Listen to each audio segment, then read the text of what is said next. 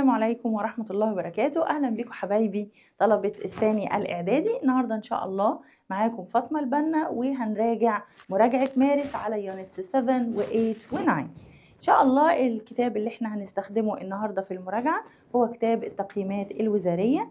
هنحاول نغطي الفوكابس والجرامر اللي هو المفروض بيبقى عليه فوكس كبير في امتحان الشهر. الستوري إن شاء الله الريفيجن بتاعتها ليها فيديو لوحدها علشان إخواتنا بتوع الأزهر ما نضيعش وقتهم، لأن الأزهر القصة ملغية من عنده. يلا بينا نبدأ بسم الله. في يونت 8 في عندنا activity 1. Read and choose the correct answer from A, B, C or D. My school has rules. مدرستي عندها rules يعني قواعد. طيب قواعد يعني أنا عايزة بس أفهمك الفرق ما بين الكلمة دي، كلمة رول وكلمة رول. رول معناها دور، أنا ليا دور في شيء معين، خلاص. إنما رول دي معناها قاعدة. تمام حبايبي؟ طيب يبقى my school has rules. مدرستي ليها قواعد that help create a safe. بتسهم في خلق safe and احنا قبل كده اتكلمنا على and، قلنا and موجودة في النص يبقى اللي قبلها زي اللي بعدها. عندي كلمة safe دي adjective، فأنا هدور على adjective زيها كلمة respectful. يبقى respectful دي صفة لمين؟ للlearning environment اللي هي بيئة التعلم. رقم 2 at school students must follow the not code. في عندي كلمة اسمها dress code. يعني ايه dress code؟ قواعد الزي أو اللبس. ما قلتلكش respectful معناها محترم. طيب dress code قواعد الايه؟ قواعد اللبس. classroom rules يعني ايه classroom rule؟ في قواعد جوه الفصل. behavior rules قواعد في السلوك. and library rules قواعد جوه المكتبة. خلاص؟ فلما تبقى وضع لك قواعد يبقى سهل الايه؟ التعامل داخل بيئة المدرسة. Number 3 keeping school uniforms clean. keep clean المحافظة على ملابس المدرسة أو الزي المدرسي clean and tidy. أخلي الزي بتاع المدرسة ده نظيف ومهندم. ده بيبين الايه؟ shows pride. أنا عايزاك تحفظ الكلمة دي، show pride يظهر الفخر. أنا فخور بمدرستي وبحترم الزي المدرسي بتاعي. Number 4 students must arrive at school. أنا عايزة أقول لازم أوصل في الوقت المحدد. أنا عندي كلمتين، عندي on time معناها في الوقت المحدد، و in time في الوقت المناسب. يعني لو أنا المفروض أوصل الساعة 5 فon time هيبقى الساعة 5 بالظبط، و in time هيبقى في الوقت المناسب بدري شوية. Students must arrive at school هناخد on time يعني في الوقت المحدد because this is a rule. دي قاعدة لازم أوصل في الميعاد المحدد. One important school rule. في قاعدة مدرسية مهمة أوي. إن students التلاميذ should raise their hands. raise معناها يرفع إيده. أنا عندي كلمة raise معناها يرفع، دي بتحتاج من الكلمات اللي بتحتاج لأوبجكت لمفعول.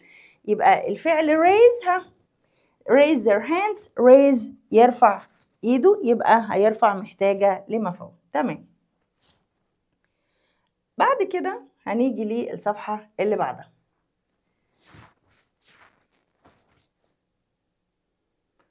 أوكي طيب خلصنا دي، هنيجي على read and complete the text with the words in the box. في عندي box في كلمات، الكلمات دي المفروض هنزل منها في الفراغات.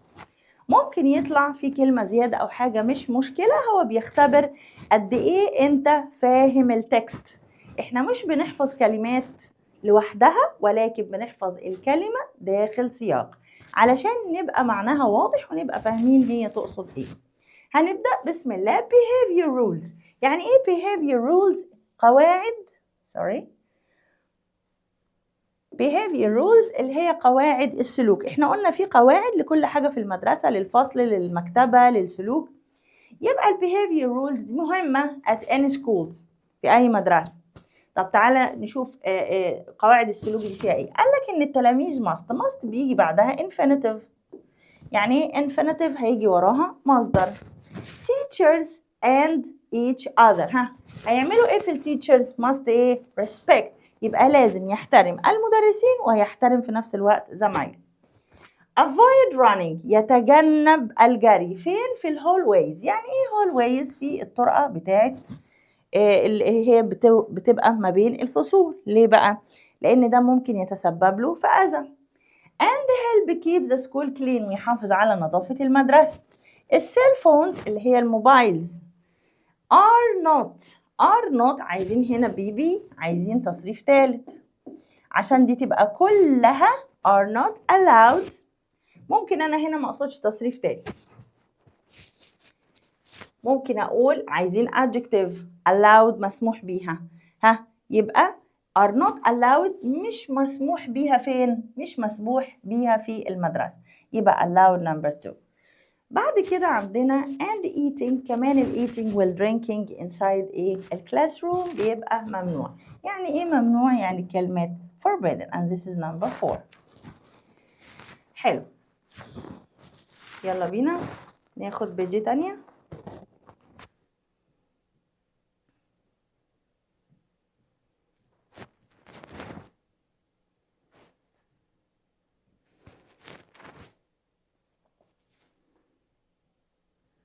طيب at a school day help students feel confident.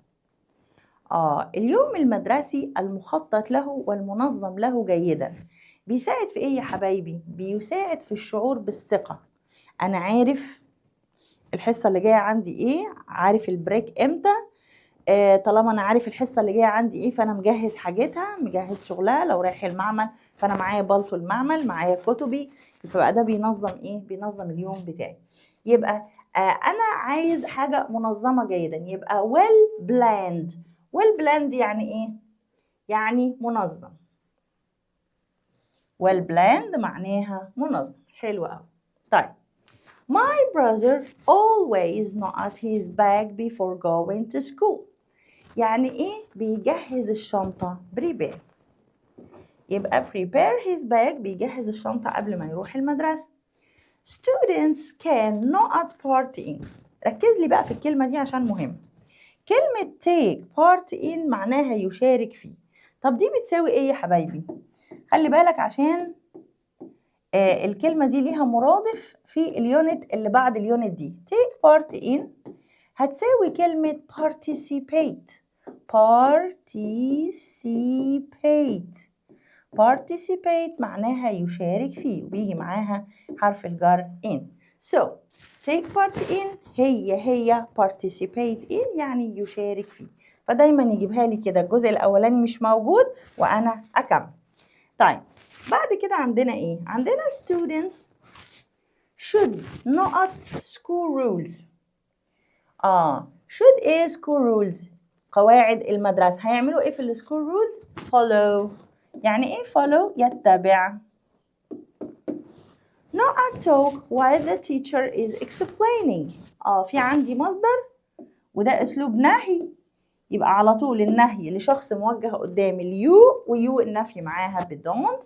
يبقى على طول في النهي هستعمل كلمة don't. بمناسبة النهي أنا ممكن أستعمل don't والمصدر أو never والمصدر. يبقى don't والمصدر ونيفر والمصدر الاتنين بيدوني ايه؟ النفي. تمام. وبتساويهم you shouldn't. بتساويهم كلمة you shouldn't. المفروض ما تعملش كذا. you shouldn't. نعملها في حتة أوسع شوية. اوكي. يبقى دول بيساووا ايه يا حبايبي؟ you shouldn't. برضو بعدها infinitive. بعدها ايه؟ بعدها مصدر. حلو قوي. بعد كده هنيجي لجزئية الجرامر. بص معايا كده. بيقول rewrite the following sentences using the words in brackets. أعد كتابة الجملة باستخدام الكلمة اللي ما بين القوسين. أول واحدة استعمل should معناها إيه؟ معناها يجب أن، وتستخدم في النصيحة ويأتي بعدها مصدر. حلو، هنيجي هنا بقى نشوف إيه الموضوع ده. بيقول it is important to. فين المصدر؟ أهو wake up early to be able to catch the school bus. لازم تصحى بدري علشان تقدر تلحق أتوبيس المدرسة. يبقى عندي كلمة should هتحل محل it's important to، من المهم أن. بس واضح يا ولاد إن ما ينفعش أبدأ بيها لأن الاسم small.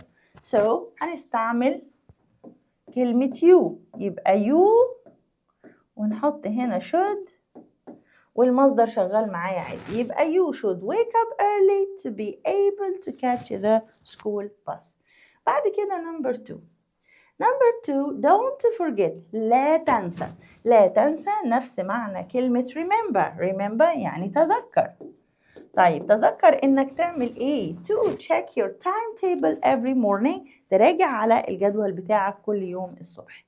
يبقى don't forget هي remember، يبقى هنشيل don't forget ونحط له remember.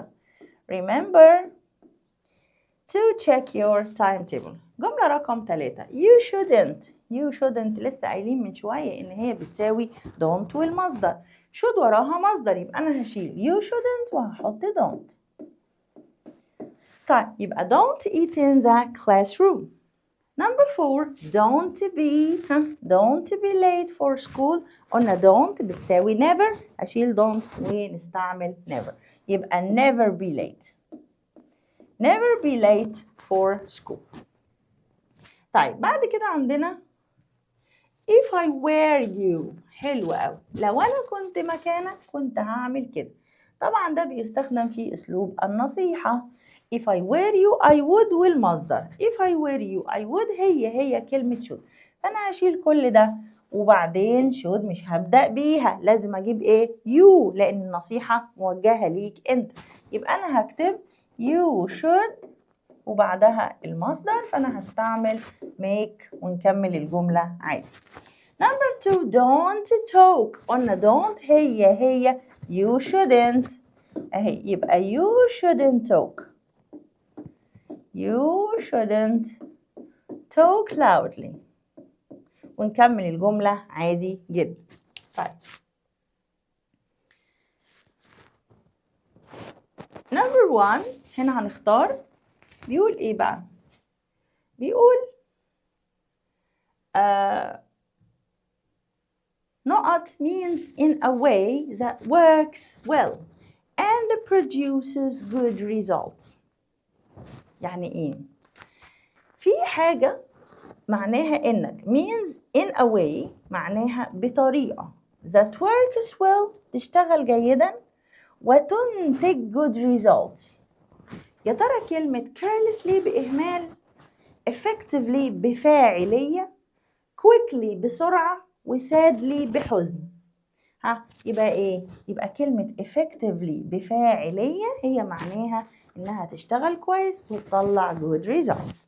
Number 2 to control or direct something successfully is to. عشان أتحكم في حاجة أو أوجهها بنجاح، ده معناها to not it. to what? organize, destroy, back, disobey. طبعا destroy ما تنفعش وdisobey ما تنفعش، معاني سلبية. في عندي organize وback. back معناها يحزم، يعني يجمع أغراضه داخل حقيبة. دي مش عايزها، فأنا عايز كلمة organize يعني ينظم. having a school timetable، إن يبقى عندك school timetable جدول للمدرسة. ده بيساعد في إيه؟ helps everything at school to إنها تمشي بسلاسة. يعني إيه تمشي بسلاسة؟ مش walk طبعا، لأ، هي run smoothly. ده تعبير على بعضه معناها إنها تشتغل بسلاسة. at my school في مدرستي the school day اليوم not at 7:30 7:30 a.m. وfinish at بيخلص الساعة 2:30. يبقى فاضل لي كلمة يبدأ وينتهي. يبدأ يعني إيه؟ كلمة start، لأن هو مديك كلمة finish بينتهي الساعة كذا ويبدأ الساعة كذا. طيب بعد كده عندنا بيقول ايه؟ بيقول one important school rule، في قاعدة مدرسية مهمة جدا. ايه هي؟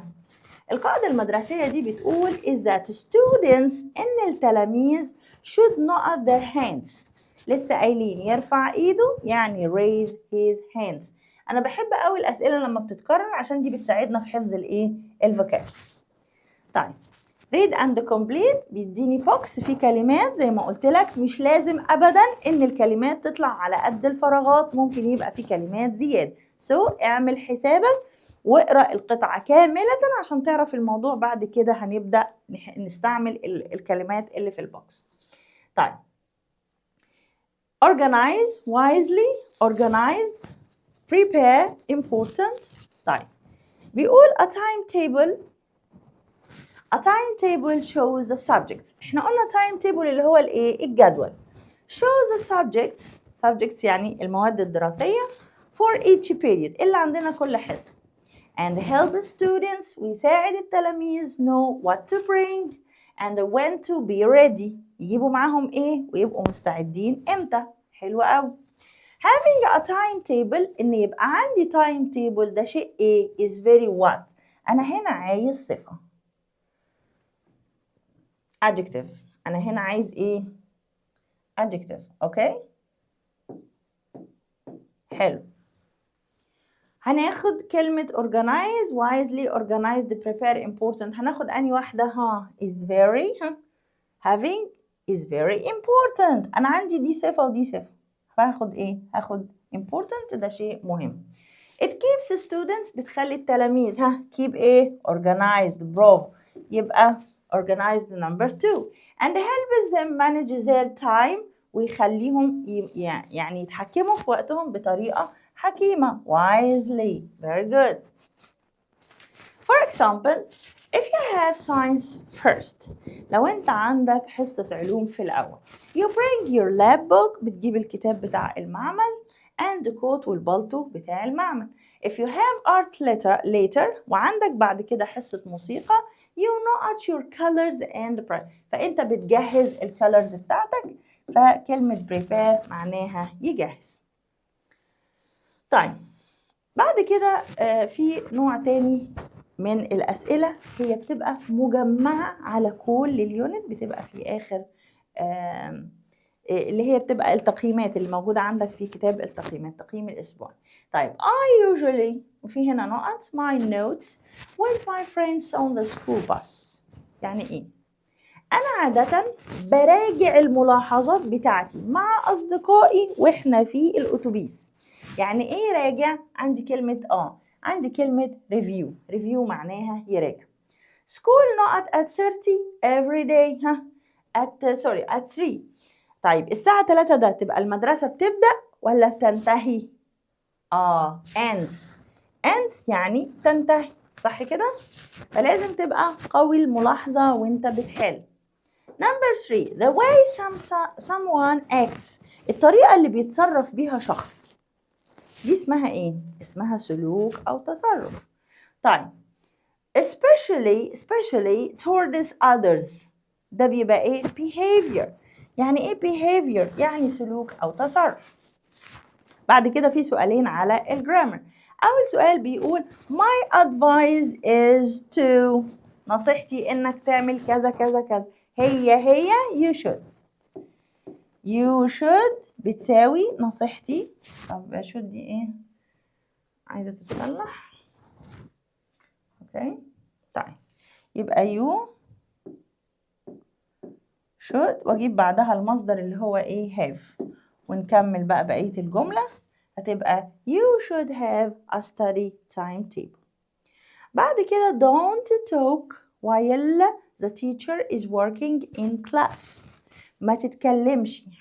don't talk. قلنا don't دي معناها ايه؟ معناها لا تفعل، يأتي بعدها مصدر. بتساوي ايه don't؟ لسه قايلين من شوية انها بتساوي you shouldn't. ماشي حبايبي؟ يبقى هنا you ايه؟ you shouldn't. ونكمل بقية الجملة عادي جدا. you shouldn't talk while the teacher is working in class. طيب الجروب التاني من الأسئلة بيقولك eating in the classroom الأكل في الفصل ماله؟ is totally مسموح وأنا ينفع إن أنا أكل في الفصل؟ لا، دي اسمها حجرة دراسة. البريكس في أماكن مخصصة للأكل، ممكن إن أنا آكل في الأماكن دي. Eating in the classroom is totally forbidden. يعني إيه forbidden؟ معناها ممنوع، عكسها كلمة allowed مسموح. طيب jeans and الجينز والسناكرز، يعني إيه سناكرز؟ الحذاء الكوتشي يعني are not allowed according to the dress code. قواعد المدرسة قالت السنيكرز والجينز ممنوعين.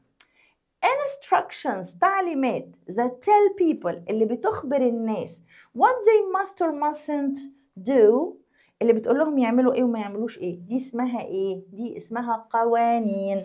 يعني ايه قوانين؟ يعني rules. قلنا rules ما تنفعش لان كلمة rule معناها دور. remember not to remember not to تذكر أن لا، هي كلمة don't.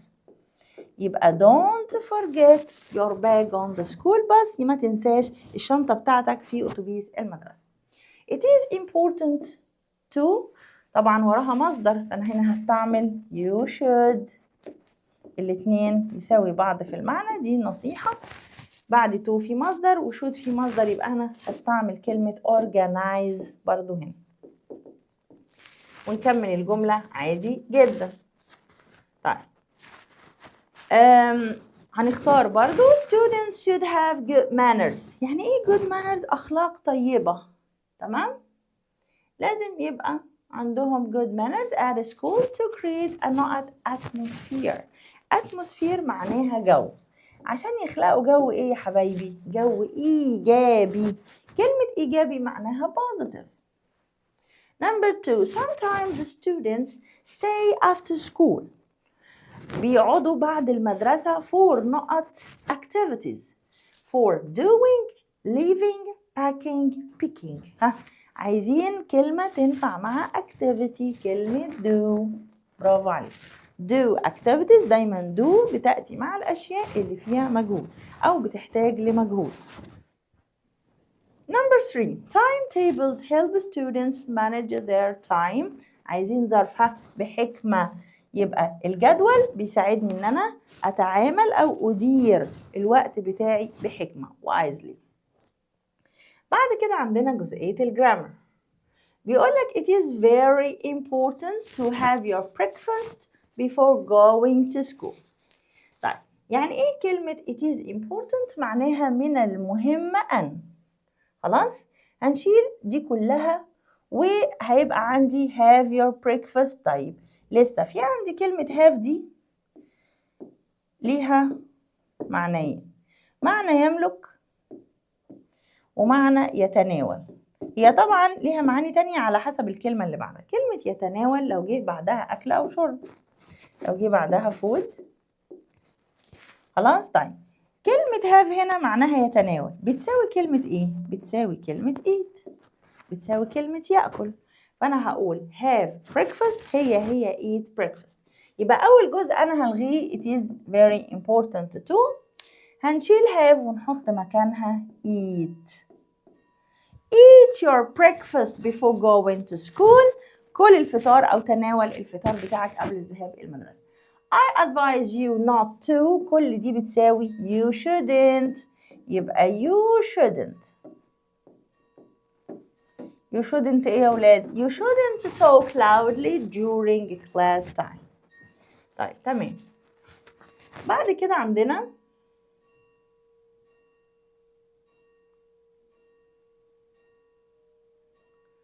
read and choose.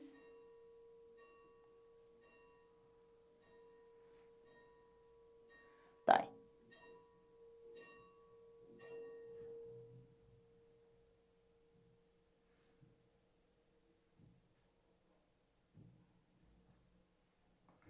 read and choose the correct answer from A, B, C or D. The نقط of our school says that we should all follow the school routes. ايه يا جماعة في المدرسة اللي بيقول لازم تتبع قواعد المدرسة؟ ايه اللي بيقول كده؟ هو قال في هنا طبعا كلمة principal معناها الناظر. ناظر المدرسة هو اللي قال الكلام ده، إن إحنا لازم نتبع السكول rules. My school always not us to wear the correct uniform. بتفكرنا إن إحنا نلبس الزي الصحيح. يعني إيه بيفكر؟ كلمة reminds. طب ليه ما اخترناش remember؟ لا remember ده هيفتكر لوحده، يتذكر لوحده، إنما remind في حد بيفكر. بعد كده number 3 students could have a not study period. fixed معناها محدد. عندهم إيه؟ عندهم study period after school، وقت للمذاكرة بعد المدرسة to do their homework، بيعملوا فيه إيه؟ الواجب بتاعهم. Some schools make a chart، عملوا رسم بياني in which they show the daily timetable، بيوضحوا فيه الجدول اليومي بتاعهم والclass duties، الواجبات بتاعة الفصل. يبقى كلمة duties معناها واجبات. Having PE before lunch، حصة الألعاب قبل الغداء would make students more active، هتخلي التلاميذ أكثر نشاطاً and not after the break، وكمان مركزين. يعني إيه مركز؟ focused. زي ما قلت لك إن كلمة active وكلمة focus صفة، مين اللي جاي في النص؟ and لو قبلها صفة هيبقى برضو بعدها صفة. طيب جزئية الجرامر بيقول I think timetables are very important. I think أنا أعتقد، أنا كده بديك رأيي خلاص، فأنا هستعمل كلمة إيه؟ هستعمل كلمة in my opinion. يبقى I think هعمل فيها إيه؟ هشيلها وهحط مكانها in my opinion. in my opinion وبعدين كوما، وهنكمل كل الجزئية دي بعد. timetables are very important، يعني التايم تيبلز الجداول مهمة جدا. Number 2 Mr. نادر always helps his students. الراجل ده دايما بيساعد التلاميذ بتاعته. هو عايز بدل كلمة help استعمل كلمة helpful. مبدئيا help دي verb.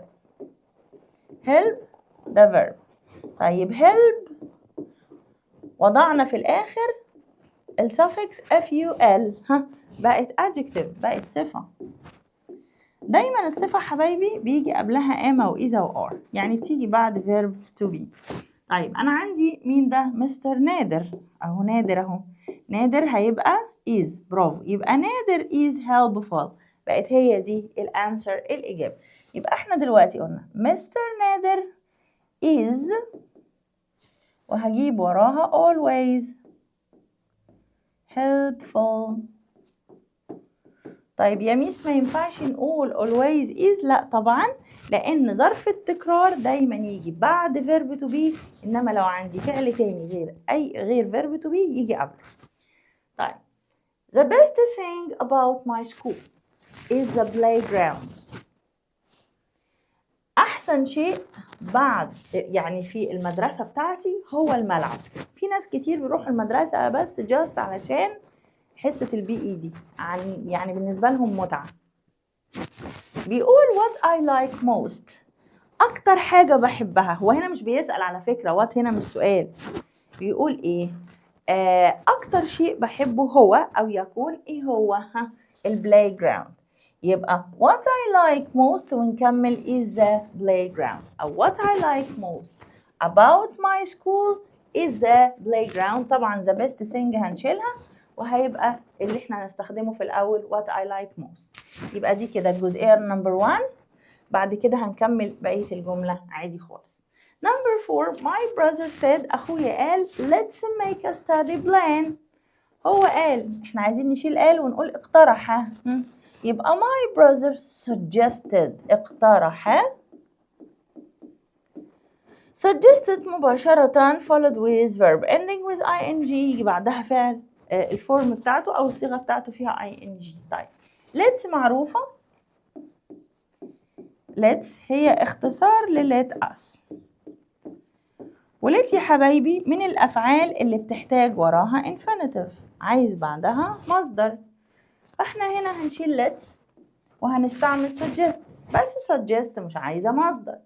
suggest لو جه بعدها فعل على طول مباشرة، مفيش هنا فاعل في النص، أنا هستخدم الفعل آخره ing. يبقى my brother suggested making a study plan، يبقى هنعمل كلمة make وآخرها ing. عايزة أقولك إن إحنا لو عندي كلمة verb يعني آخره e، لما أجي أزود ing حضرتك لازم تشيل ال ed. طيب بعد كده عندنا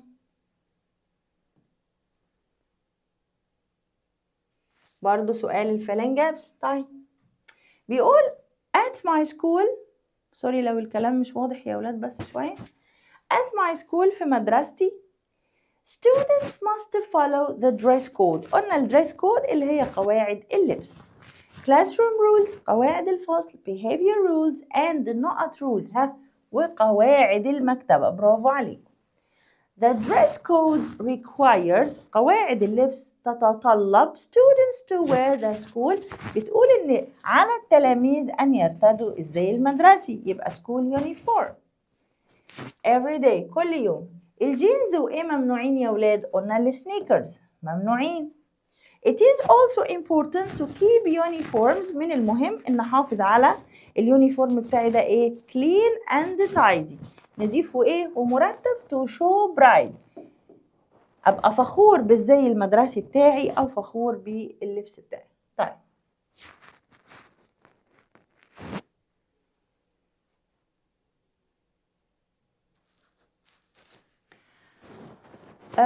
at my school students must follow the dress code. classroom قلناها دي يا ولاد صح؟ يبقى احنا المفروض الدور على دي. at my school students must follow the dress code، برضو classroom rules، behavior rules and library rules. in the classroom هنا بقى هيتكلم على القواعد اللي داخل الفصل. طيب بيقول ايه؟ ان التلاميذ should not on time، should arrive on time. arrive معناها يوصل. طب يا ميس ما هي reach معناها يوصل، ما ينفعش نستعملها؟ no، reach لا تقبل حروف جر، يجيش بعدها حروف جر. إنما arrive it's okay، ينفع بعدها حروف جر عادي جدا. يبقى students should arrive on time، they must listen، لابد أن يستمعوا carefully to the teachers and the classmates وزمايلهم في الفصل. talking while the teacher is speaking is not عايزة أقول is not مسموح يعني إيه؟ allowed، يعني ما ينفعش أتكلم والمدرس بيتكلم. is not allowed. students should what their hands، قلنا يرفع إيده يعني raise their hands. ماشي. إيه تاني؟ لا. هناخد بقى ريفيو كبيرة على اليونت دي.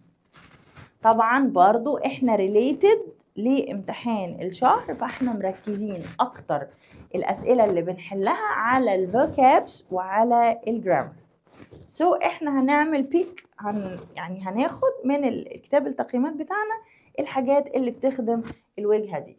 طيب بيقول every school day is full of lessons activities، يعني كل يوم مدرسي مليان بالأنشطة وبالحصص and movement، وفي كمان حركة. to make everything run smoothly، عشان تخلي كل حاجة تمشي بسلاسة schools use بتستخدم ايه يا حبايبي؟ بتستعمل التايم تيبل، بتستعمل ايه؟ الجدول، صح كده؟ تمام. طيب التايم تيبل ده بقى بيوضح ايه؟ shows the subjects for each period، بيوري او بيوضح المواد الدراسية بتاعت كل حصة. and help students، وبيساعد التلاميذ know what to bring، يجيبوا معاهم ايه and when to be ready، وامتى يبقوا مستعدين. it keeps students organized قلنا يعني منظمين. helps them manage their time wisely، وان هم يتحكموا في وقتهم بايه؟ يديروا الوقت بتاعهم بحكمة. تمام. for example if you have not first you bring your lab book. طالما هجيب اللاب بوك يبقى أنا كده عندي حصة إيه؟ عندي حصة science. and co-teachers also follow the timetable، كمان المدرسين بيتبعوا هذا التايم تيبل. إزاي؟ so every subject gets enough عشان كل مادة تاخد enough time بتاعها، تاخد الوقت إيه؟ بتاعها. at our school في مدرستنا اليوم بيبدأ الساعة 8 AM صباحا وينتهي الساعة 3 بعد الظهر with 8 periods every day 8 حصص كل يوم and short breaks وباخد استراحات قصيرة. تمام. طبعا في هنا قطعة وعليها أسئلة احنا مش عايزينها، هناخد اللي تشوز برضو. يلا بينا. بيقول students must wear the school what every day بيلبس ايه كل يوم؟ school uniform. أظن احنا كده مع التكرار حفظنا الأسئلة يا سنة تانية. طيب a school what choose the subject for each period. school ايه بقى؟ خلاص احنا حفظنا school timetable يعني جدول المدرسة.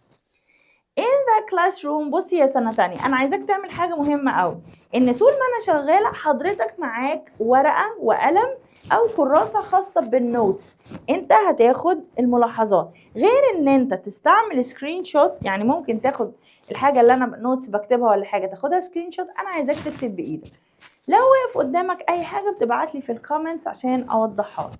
طيب in the classroom students should raise their هيرفع ايه؟ هيرفع ايده raise their hands. having timetable help students stay ان يبقى عندي timetable بيخليني organized.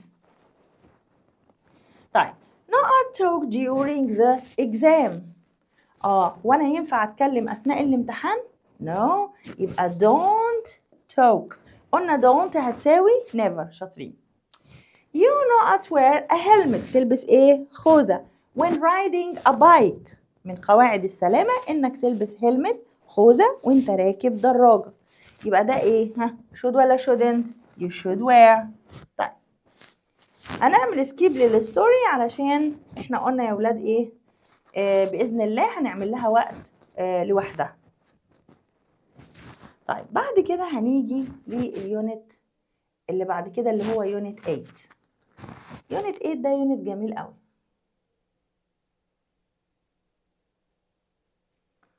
الكلام هنا صعب شوية. طيب means related to the mind and thinking.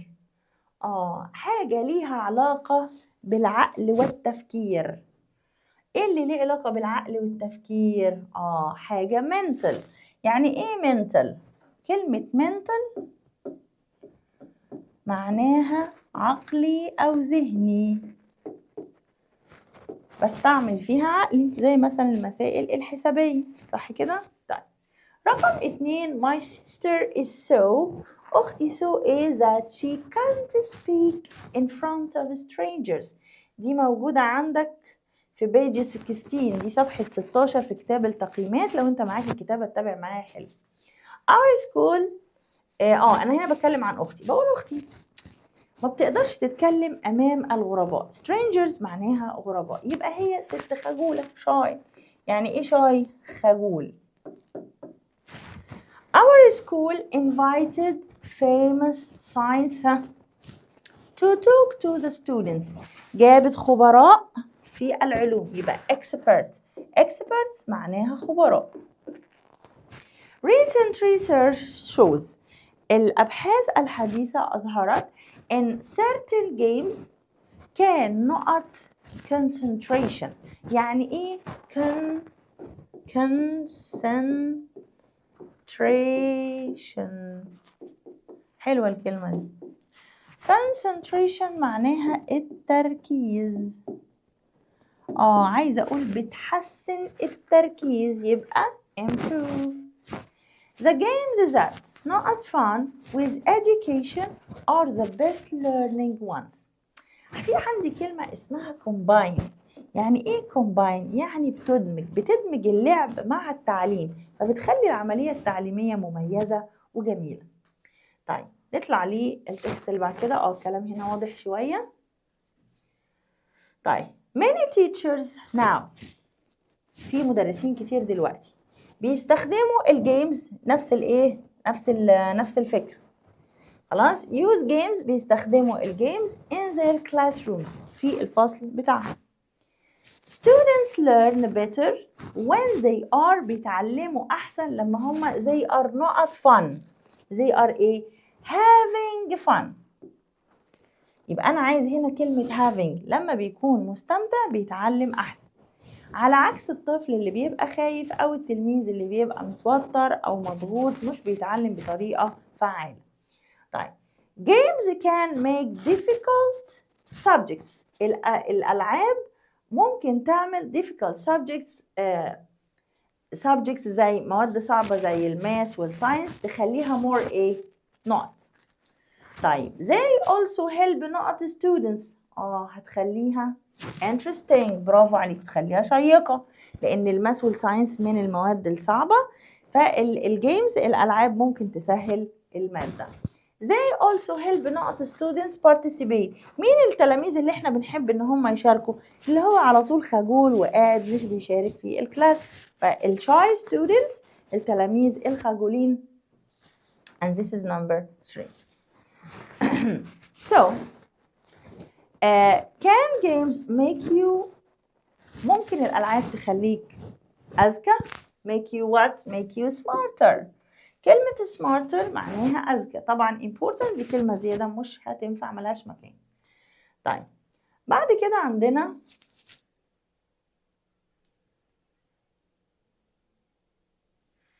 video and interactive games، الفيديو جيمز والألعاب التفاعلية مالها؟ video and interactive games support the lessons، بتدعم الدروس، and don't not the students don't distract. في نوع من الألعاب بيستنزف العقل، وفي ألعاب تانية بتخلي المخ أذكى، بتدربوا على الحل السريع واكتساب مهارات جديدة. في نوع من الألعاب ده، فده النوع المحبذ في التعليم. Number 2 my teachers encourage shy students إن هم يشاركوا. كلمة participate، يا ميس احنا لسه انتي قايلة لنا إن كلمة take part in هي كلمة participate. take part in كان عندك في اليونت اللي فاتت، و participate في اليونت دي، الاتنين معناهم يشارك. طيب يبقى participate وبرضو يجي بعدها in، participate in different activities يعني يشارك في مهارات وأنشطة مختلفة. Number 3 some teachers choose short and not activities to help students practice their lessons. أنا عندي هنا كلمة and قبلها صفة، أنا عايز بعدها صفة. and إيه؟ focused activities، يعني activities بتسلط الضوء على عمليات معينة. teachers need training to use technological not effectively، المدرسين بيحتاجوا تدريب عشان يستعملوا الأدوات التكنولوجية effectively زي الحاجات اللي احنا بنستعملها دلوقتي لحضراتكم. our team played well، الفريق بتاعنا لعب كويس جدا، ومع ذلك they didn't score any goals، ما سجلوش ولا هدف. لما يكون عندي الجملتين عكس بعض أنا هنا محتاج مجموعة من الروابط. أنا محتاج إيه؟ محتاج كلمة however، محتاج كلمة however بيبقى قبلها نقطة وبعدها كوم، أو بحتاج كلمة but، ماشي؟ عندي كلمة although على الرغم من ذلك،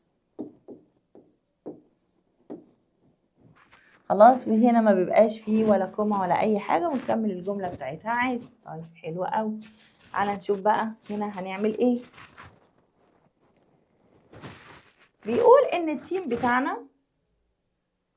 التيم بتاعنا لعب كويس، وبعدين في هنا يا سنة تانية في فول ستوب وبعدين في كوما، يبقى هو عايز مين؟ عايز كلمة however ومع ذلك. الاكتيفيتي التاني بيقولك هنستعمل الروابط ديت ازاي.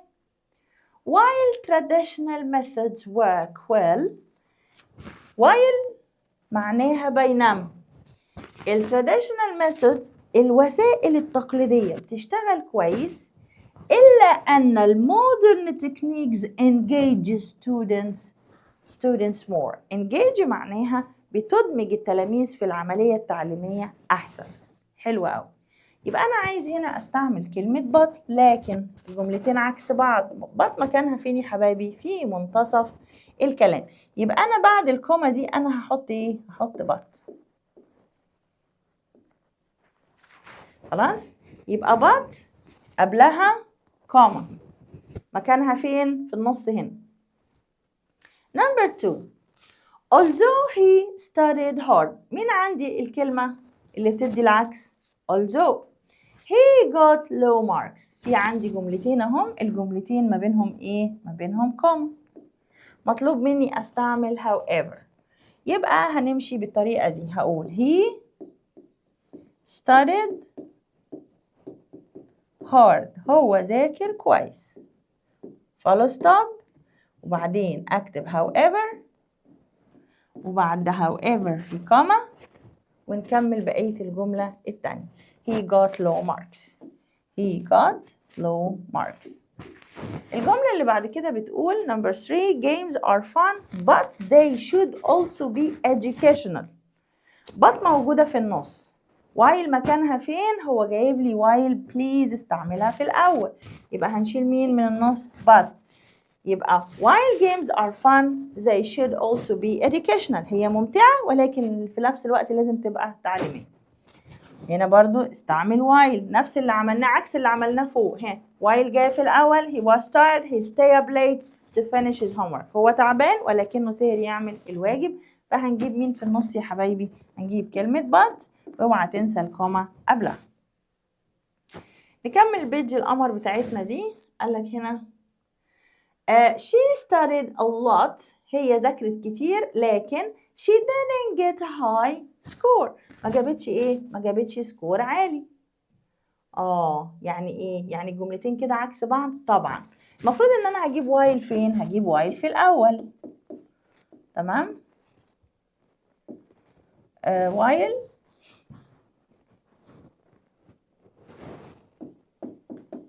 while she studied a lot.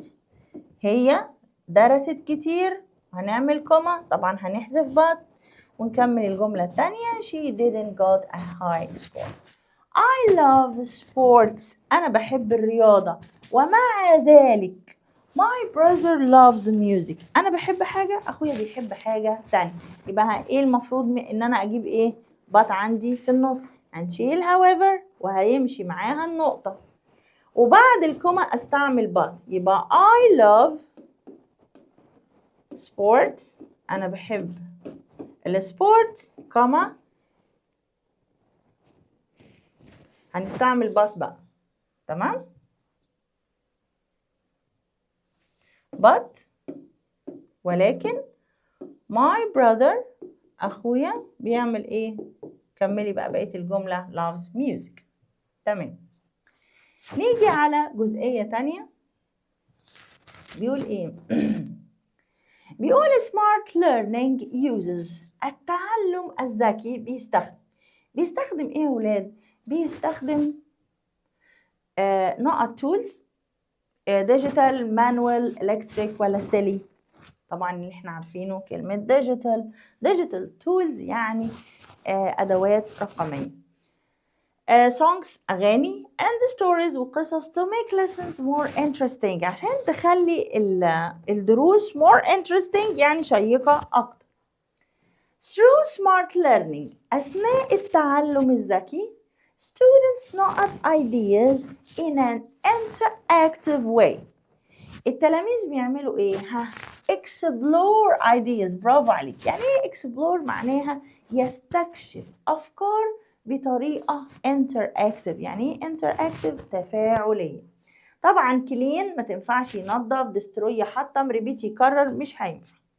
listening to educational songs الاستماع إلى الأغاني التعليمية improves بتحسن الفوكس التركيز and build وتبني الثقة. أنا هنا محتاج noun، يبقى أنا عايز كلمة confidence.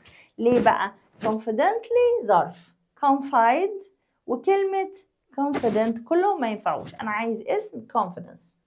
Number 4 to understand others feelings is to أنا عايزة أتعاطف مع حد. التعاطف ده اسمه إيه؟ empathize. emphasize. كلمة emphasize معناها يؤكد. هما شبه بعض ولكن مختلفين في المعنى والنطق كمان. empathize يتعاطف مع شخص. حلو قوي.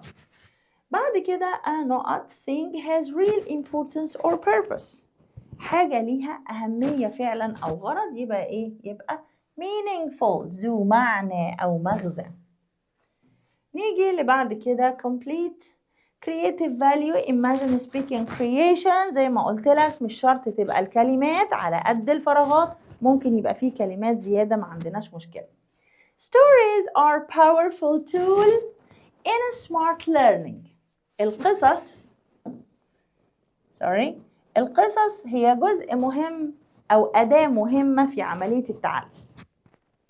علشان كده يا أولاد هتلاقيهم على طول مغذيينك بقصة. يعني القصة بتاعت موجلي دي احنا ان شاء الله بإذن الله هعمل لك شوية أسئلة بإجابات بسيطة وسهلة، هتخرج من الفيديو حافظ أسئلة القصة ان شاء الله.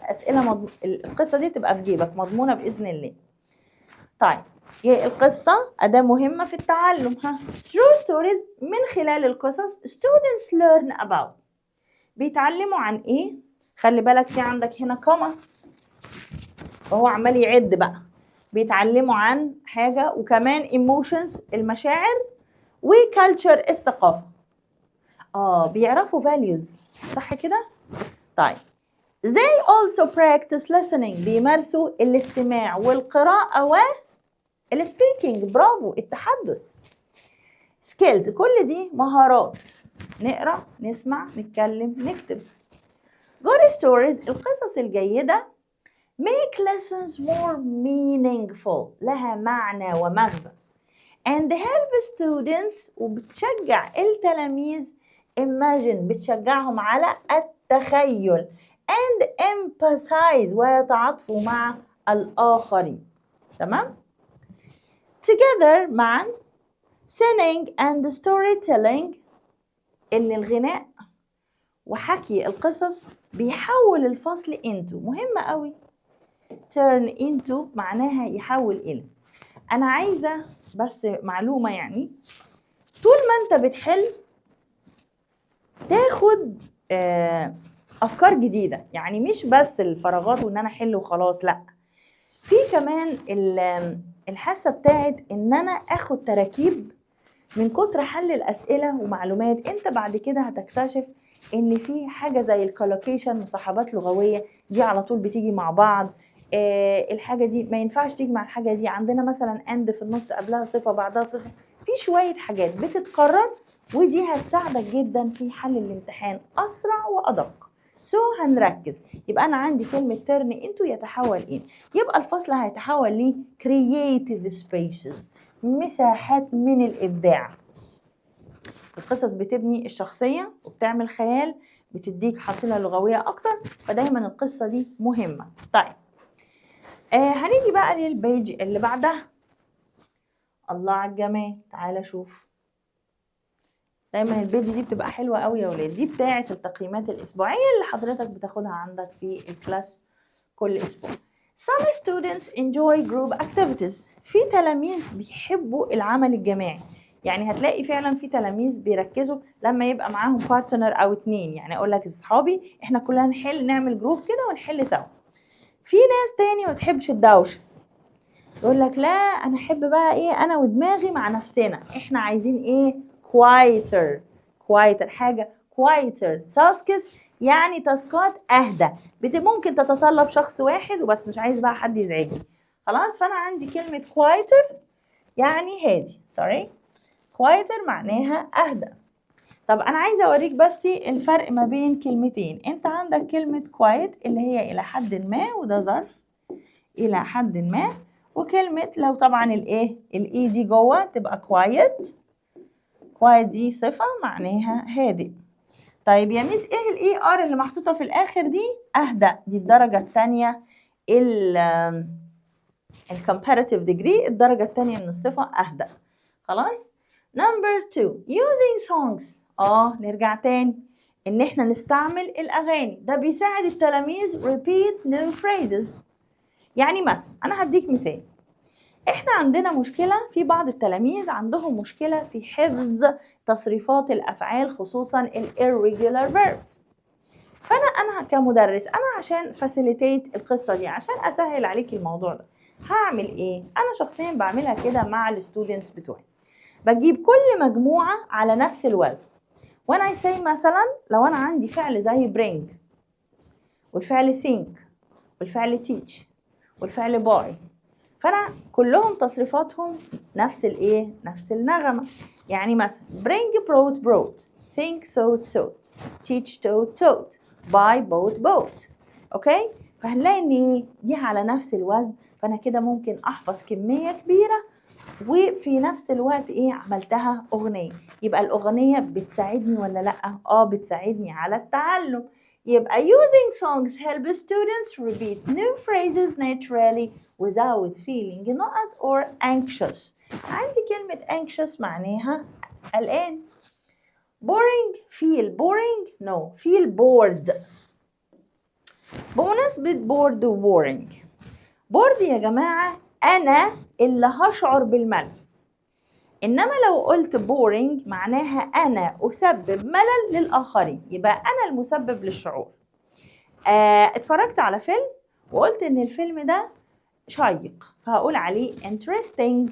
خلاص، يبقى كل الأشياء هوصفها بصفة تنتهي ب-ing. خلاص، لأنها مش هي اللي بتحس، هي بتحسسني بالشيء ده، هي مسببة للشعور ده. طيب، فممكن الفيلم يسبب لي شعور بالسعادة. خلاص، طيب هنيجي بقى بالنسبة للأشخاص. فمثلا هناخد محمد صلاح، اللاعب ده لعبه رائع، فهو يسبب لي الايه، المتعة. خلاص، فأنا هقول he is amazing، يعني هو amazing هو مسبب للدهشة. تمام، مش هو اللي يشعر بالدهشة، نو. يبقى الاي ان جي غير انها بتوصف الاشياء، هي بتعبر عن الحاجات المسببه للشعور. تمام، لو انا يعني قصدت ايه بيها شخص، فهنا هتخلي الولاد feel bored عشان هم اللي بيشعروا، مش مسببين لشعور، هم اللي بيشعروا بالملل او الانكشوس، ان هم يبقوا قلقانين. بعد كده number 3 نقط means focus your mind on one thing. معنى ان انا اركز دماغي على حاجة واحدة ده اسمه concentration. الكلمة دي انا لسه كاتباها حالا. طب يا ميس معلش قوليها تاني. حاضر من عيني. بص كده، حضرتك عندك كلمة focus. focus معناها يركز، ويركز على، بتساوي كلمة concentration اللي هي التركيز. يبقى أنا بركز على حاجة معينة. في بعض التلاميذ لازم ترسم كده علشان إيه، عشان تركز. فأنا ممكن أعمل لمبة كده حلوة، وهنا هحط أي حاجة إيه أنا بركز عليها. تمام، يبقى ده نوع من الفوكس. يبقى فوكس بتساوي concentration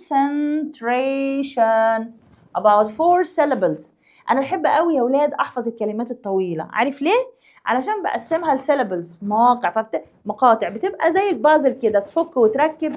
تحط مثلا الجزئيه دي اسمها suffix، لو شلتها يبقى الفعل concentrate، يبقى انا عملت الفعل، رحت ماسك الجزء ده مرجعه هنا تاني، يبقى انا اقصد الاسم. انا هقول لك ان شاء الله، بس عندنا اليونت اللي جاي ما شاء الله كلماته تحفه، كلمات بتاعته شويه كبيره، بتحتاج مننا شوية مجهود علشان نفك ونركب ونحفظ ونجمع الكلمة. بس هي إن شاء الله سهلة وجميلة. أنا هقولك على طريقة حلوة. خلاص يا باشمهندس، يبقى ده كله إيه كده تمام. يبقى فوكس بتساوي الكونسنتريشن. حلو قوي يا ميس. طب نرجع تاني. يبقى هنختار أنهي واحدة من هنا. أنا عايزاك بقى تبقى شاطر وما تاخدش الحاجة بالشبه، يعني تقرأ ال4 اختيارات حلو جدا عشان هنعرف نركز على إيه. أنا عندي كلمة calculation.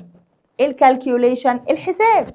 طب عندي cancellation، cancel يعني يلغي. طب بص الكلمة دي اسمها إيه؟ اسمها concentration، التركيز، دي الكلمة المطلوبة. أوكي؟ بعد كده هنيجي على جزئية الجرامر. يلا بينا. He got up early. What the meaning of got up early؟ يعني صحي بدري. حلو قوي. ولكن مع إنه صحي بدري he missed the school bus. برضو أتوبيس المدرسة فاته. المفروض إن أنا أستعمل كلمة while. طب while هنا جاية فين يا ولاد؟ هي جاية كابيتال.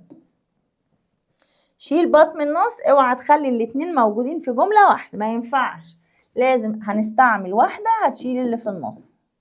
يبقى while he got up، أعملها لك كابيتال أهي، بينما هو صحي بدري إلا إنه missed the school bus.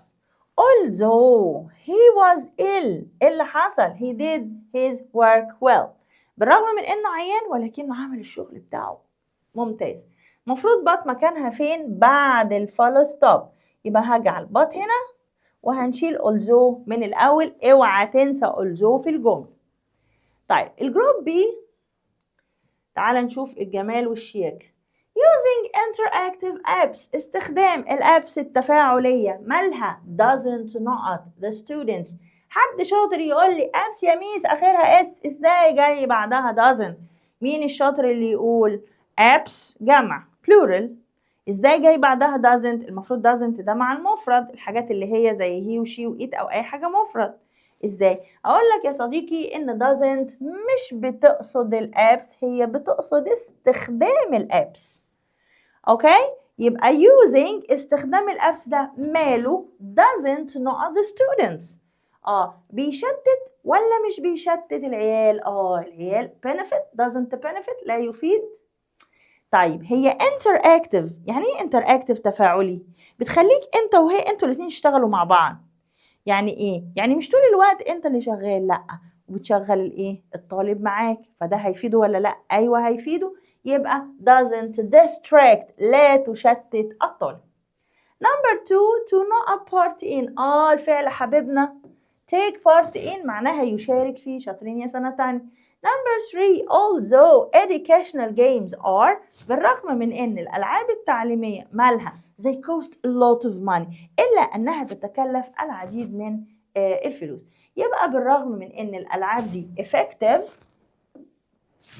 تفاعلية الا انها cost a lot of money. حد شاطر بقى يلمح بقى cost a lot of money يقول لك بس هي دي، يلا اديني expensive، الجملة غلط. طيب rewrite the following sentences. استعمل however أو but. طبعا احنا ايه بسم الله ما شاء الله اكتفينا من هذه الجملة. هنشيل while ونجيب مين في النص؟ هنجيب however. طب هنسيب الدنيا كده؟ لا. technology helps learning خلصت، حط full stop. بعد كده هنكتب الكلمة بتاعتنا however وبعدها في كوما وكمل بقى it can't replace good teachers. ما ينفعش تحل محل الجود تيتشر. ليه يا جماعة؟ هو أنا مش ممكن أخلي فيه روبوت مدرس؟ في مدرس روبوت، بس الفرق بينه هو يشرح حلو جدا وجميل وهيمشي الدنيا، ولكن هو لا يفهم الاموشنز، مش بيفهم المشاعر. So it can't replace humans، ما يقدرش يحل محل البني آدمين. So احنا محتاجين الهيومن تيتشر عشان هو more effective، وكمان بيحس بمين؟ بيحس بالستودنتس بتوعه، ده زعلان، ده جعان، ده عايز يزوغ كده. طيب although he did a good job، بالرغم من انه عمل وظيفة كويسة he wasn't rewarded، محدش كافئه. استعمل كلمة but. ينفع although but في جملة واحدة؟ اوعى تعمل كده. هنيجي بعد الكوما واستعمل كلمة but وكله ينزل زي ما هو. ممتازين يا سنة تانية. نكمل معانا جروب سي، وده آخر جروب. احنا في بيج 17. لو حد حابب يتابع معايا، احنا شغالين من كتاب التقييمات الوزارية، بنراجع على يونت 7 و8 و9. تمام. بيقول smart learning التعلم الذكي help students not knowledge too. الله، عندي حرف جر جميل هيساعدني في الاختيارات. to real life، كلمة connect to معناها يوصل بيه، فعشان كده مهم يا حبايبي ان انا اقرأ كويس جدا الجملة كلها اللي قبل النقط واللي بعد النقط. يبقى smart learning helps students connect knowledge to real life. Number 2 through reading stories، من خلال قراءة القصص students learn about values, emotions and وكمان الثقافة. صح كده؟ تمام. Number 3 to know is to form pictures or ideas in the mind about something. أنا ممكن أحكي لك حكاية عن حد اسمه البعبع the boogeyman for example. أقول لك والبعبع ده راسه كبيرة جدا وعينيه حمراء وأسنانه كتير وحادة وبارزة وعنده big belly، عنده كرش كبير كده and he is a huge person، هو شخص ضخم. وطبعا طول ما أنا عمالة أوصف حضرتك بتعمل إيه؟ imagine، بتتخيل في دماغك. يبقى إن أنا أكون صورة أو فكرة دي معناها imagine، يتخيل. while fun methods طبعا احنا حفظنا بقى يا ما شاء الله عليكم يا سنة تانية. يبقى هنشيل مين يا حبايبي من الأول؟ while، هحط however فين؟ في النص. اوعى تنسى تخلص الجملة الأولى حط full stop however وبعدين كوما، ونكمل الجملة التانية عادي جدا. although نشيلها نحط while مكانها في الأول. ليه يا ميس كده؟ علشان هو جايبها لي أصلا كابيتال. while he did a good job they didn't reward them، هما ما كافئوش. كده يبقى خلص مراجعة على 8. يلا بينا نشوف اللي بعد كده.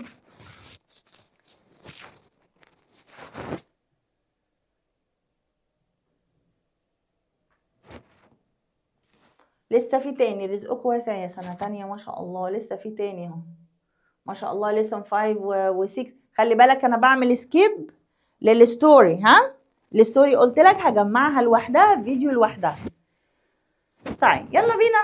بيقول لك choosing a space without distractions، اني اختار مكان ما فيهوش مشتتات. زي ايه؟ زي التلفزيون او اللاود ميوزك. الناس اللي بتحب تذاكر في الريسبشن، اللي بتذاكر في وسط دوشه، في ناس سبحان الله بتذاكر في كده. فانا شخصيا مش بعرف اركز في الدوشه. في ناس قالوا لي احنا بنذاكر لما بيكون جنبنا دوشه عادي جدا سبحان الله. طيب TV or loud music help students، ده بيساعد التلاميذ not better and remember information for long، يعني يركزوا احسن. طب انا دلوقتي ايه؟ انا دلوقتي هذاكر، انا عايز منطقه ما فيهاش distractions، ما فيهاش بقى تلفزيون شغال هنا وحد بيتكلم هنا وتي في هنا واغاني هنا، مش هينفع. يبقى انا عايز ايه يا جماعه؟ انا عايز اركز احسن concentrate better. طيب our brains need time too، انا مخي محتاج يعمل ايه للانفورميشن؟ memorize. يعني ايه memorize؟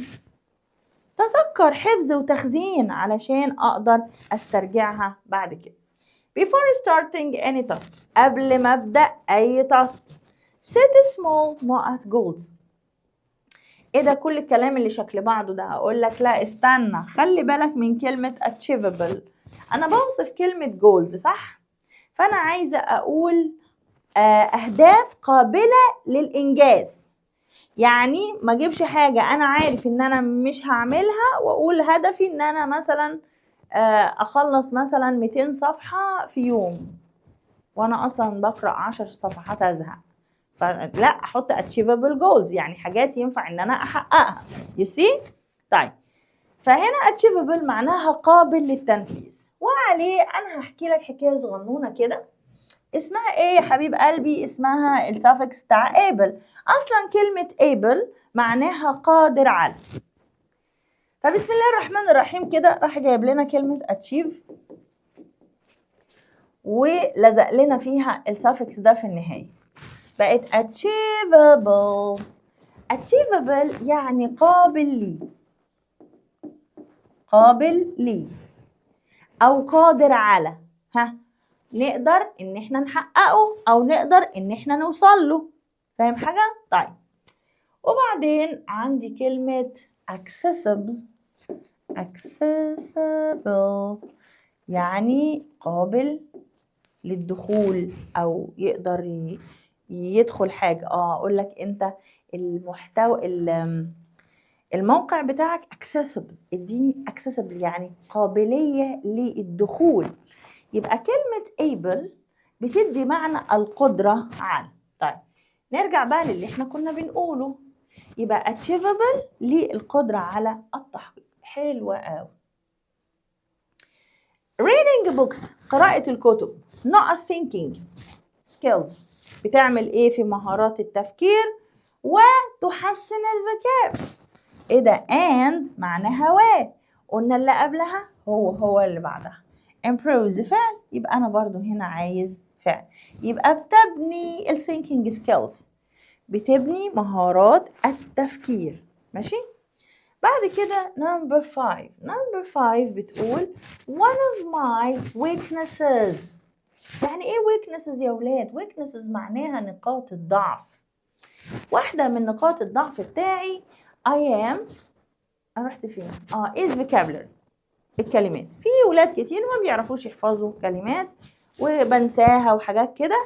علشان ما تنساش الكلمة، يا إما تربطها بصورة، اربطها بحكاية، دخلها في جملة، لازم تبقى مرتبطة بحاجة. أقول لك أنت ساعات بتفتكر يعني موقف معين من ريحة بارفان، يعني تقول أنا كل ما أشم ريحة البارفان دي أفتكر المكان ده أو الشخص ده. أوكي؟ فالمخ بيعمل روابط، بيعمل لينكات كده ما بين حاجات معينة. فمثلا عندك كلمة زي مثلا كلمة concentrate، كلمة يركز. انت هترسم نفسك وجوه دماغك في لمبة، انت كده مركز. فانت concentrate، اعمل لينكات، اربط كلمة بحاجة، بصورة، بجملة، علشان تفضل فاكر الكلمة دي او حافظها. انما اسرد كلمات ورا بعض كده مش هتحفظ ابدا. طيب يبقى one of my weaknesses is vocabulary. I'm not with new vocabulary. أنا بكافح معاها. I'm struggling.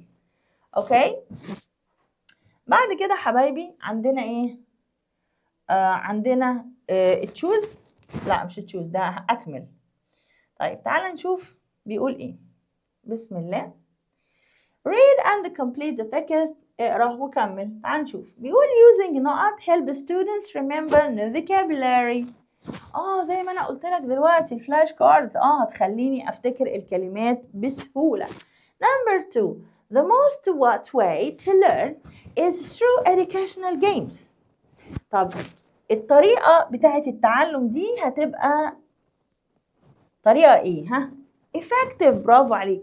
effective طريقة فعالة. يعني إيه فعالة؟ يعني هتحقق الغرض من استخدام هذه الطريقة.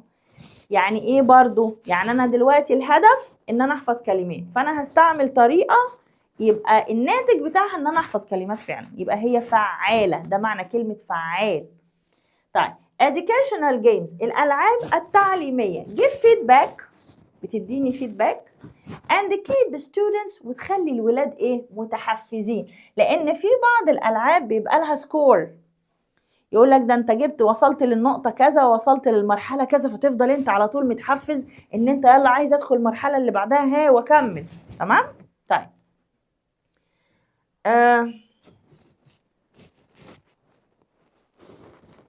ريفيو بقى، مدينا ريفيو حلو كده على 8. هناخد منه بس حاجة بسيطة، ناخد منه القطعة ديت، ولو في مثلا جرامر ولا حاجة هنشتغل بيه. Today schools around the world are moving towards smart learning. كل المدارس بتتجه ناحية التعلم الذكي. طيب this modern way of education uses digital tools. ده بيستخدم الأدوات الرقمية، الأغاني، القصص، عشان يخلي lessons more exciting. وبعدين مسك بقى واحدة واحدة. Singing is not only fun. الأغاني مش بس شيء للمتعة. It also helps with نقط and pronunciation. دي بتساعدني في إيه؟ بتساعدني في الثقافة ولا memorize ولا positive ولا grammar؟ أنا شايفة أقرب اختيار هنا الجرامر. بتساعدني في الجرامر وفي النطق. When students sing educational songs، لما التلاميذ بيغنوا الأغاني التعليمية دي، they remember vocabulary. بيفتكروا الايه؟ الكلمات. and what more easily and memorize. very good. ويقدروا ان هم يحفظوها كويس جدا. stories are another powerful tool in smart learning. هي أداة قوية، الايه؟ القصص. أداة قوية للتعلم الذكي. through stories، من خلال القصص students learn about values, emotions and very good culture. Teachers often use songs and stories to create عشان يعملوا positive atmosphere. يعني جو ايه؟ ايجابي، ما تحسش فيه بقى بالملل ولا يبقى اوعى تحس بالملل من الفيديو ده، هو طويل شويه بس اوعى. ماشي نكمل. البيج اللي بعد كده بيقول تشوز. احنا اتهرينا تشوز يا سنة تانية بس عشان تحفظ ان شاء الله باذن الله يكون امتحان الشهر امتحان لذيذ وما يخرجش من الاسئله اللي احنا بنحلها. Most students enjoy the games, not some prefer quieter tasks. ايه ده؟ جملتين عكس بعض. في ولاد بيحبوا الجيمز ولكن اخرين بيحتاجوا تاسكات ايه؟ تاسكات اهدأ. هلاقي فيه هنا ايه؟ في كوما بس، يبقى هنستعمل كلمة but. I use videos and interactive apps. لقينا نقطة وكوما، يبقى هو يقصد however. ومع ذلك I make sure they support the lesson and do not distract students. هي الفيديوز دي وسائل تفاعلية، تطبيقات تفاعلية بتساعدني في عملية التعلم، بس برضو لازم أتأكد إن هي مفيدة للطلبة. بعد كده I give students simpler rules. اديت لهم أدوار بسيطة. In group work. not gradually and gradually وبالتدريج encouraging them to speak and participate more. بشجعهم إن هم يتكلموا ويندمجوا أكتر. Games take only few minutes. الألعاب بتاخد few minutes. not they still help students practice the lesson effectively. مع إن وقتها قليل إنها بتساعد في التعلم بفاعلية. يبقى هنا إحنا عايزين حاجات عكس بعض. جملتين عكس بعض، يبقى أنا هستعمل كلمة also. طيب تنفع but؟ تنفع but. خلاص؟ طب however لا، عشان مفيش هنا فول ستوب وإيه وكوما. طيب هنعمل سكيب للستوري زي ما قلت لك، دي ليها فيديو لوحدها. ندخل على الريرايت. Rewrite the following sentences using the words. استعمل كلمة but. Most students enjoy the games. Some prefer quieter tasks. المفروض ان احنا نعمل ايه هنا حبايبي؟ نعمل كوما. طبعا هنشيل النقطة دي ونستعمل كلمة but. السؤال الثاني I use videos and interactive apps. ومع ذلك كوما however I make sure وكمل بقى. تمام؟ طيب بعد كده عندنا ايه؟ البيج اللي بعد كده دخلنا اخيرا في الجوب بروفايلز. في ممكن انت تروح بريك، وقف الفيديو، روح اعمل بريك بسرعة وتعالى لي تاني علشان اليونت دي مهمة خالص.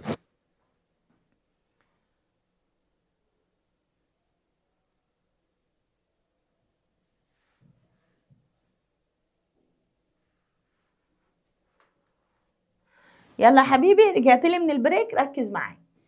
The duties الواجبات and the tasks someone must do. الواجبات والتاسكات المهام اللي المفروض الشخص يعملها دي اسمها ايه؟ تعال نشوف. اسمها works، أعمال. طبعا كلمة work ما بتتجمعش. ازاي ميس؟ تعال احكي لك حكاية.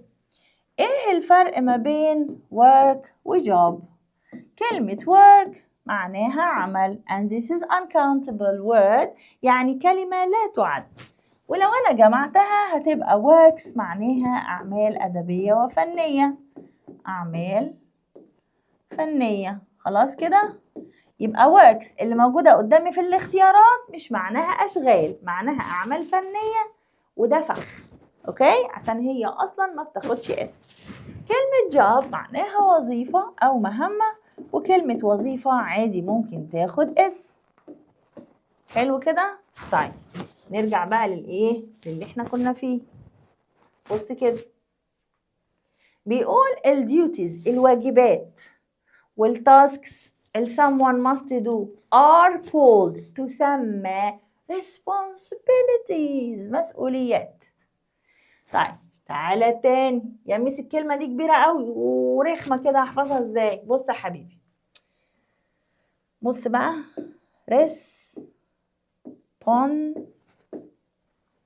responsibility.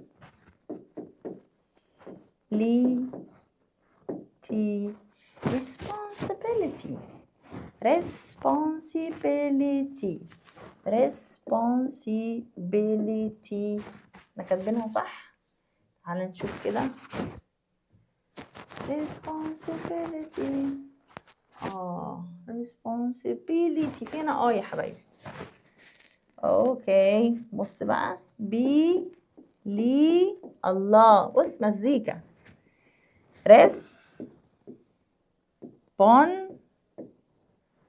بص ما شاء الله. اهي responsibility. ايه الجمال ده؟ اهي شايف كده يا سنة تانية اهو. اجيبها لك اهي كلها اهي. نقول تاني.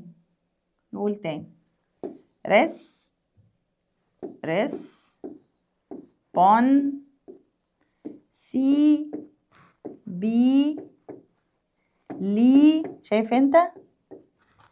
وفي الاخر تي. صوت الاي في الاخر بيبقى واي. تمام؟ يبقى responsibility معناها مسؤولية. جه الراجل الطيب ده عمل فينا ايه؟ راح ماسك الواي دي شايلها وحطلنا IES. قال يعني هي كانت الكلمة ناقصة طول. يبقى responsibilities معناها مسؤوليات. معناها ايه؟ مسؤوليات. شاطرين. نرجع بقى اللي احنا كنا بنقول فيه. عرفت بقى الكلمة دي بقت اخبارها ايه؟ طيب تمام. The work someone does through their life is their. حاجة بعملها طول حياتي المهنية اسمها career. اسمها ايه؟ career. الحياة المهنية. and يعني ايه الحياة المهنية؟ يعني الفترة اللي انا اشتغلت فيها اي شغل بقى. يعني لو انا بقى عاطل كده عندي حياة مهنية، لا انا ما اشتغلتش كده، مفيش حياة مهنية. فاحنا عندنا الحياة المهنية اللي هي ايه؟ الكارير لايف. an engineer's job. تمام؟ بروفايل. يعني ايه جوب بروفايل؟ البروفايل ده بيبين انا مثلا فاطمة، فانا جبت بروفايل ليا، فالبروفايل ده بيقول طبعا بيبقى فيه شكلي، صورتي، وصورة واضحة، ولازم تبقى صورة سعيدة. اوكي؟ لازم ابقى سعيدة. وبعدين هجيب بقى اسمي وسني والمؤهل بتاعي، وانا حصلت على شهادات ايه، واقدر اعمل ايه. ممكن لو عملت خدمات للمجتمع اقولها، انا شاركت في ايه، الايفنتس اللي انا رحتها، ممكن رأي الناس فيا ايه، نعمل فيدباك للحاجات ديت. فدي اسمها بروفايل. يعني ايه بروفايل؟ بيعرفني مين الشخص ده، امكانياته ايه. اوكي؟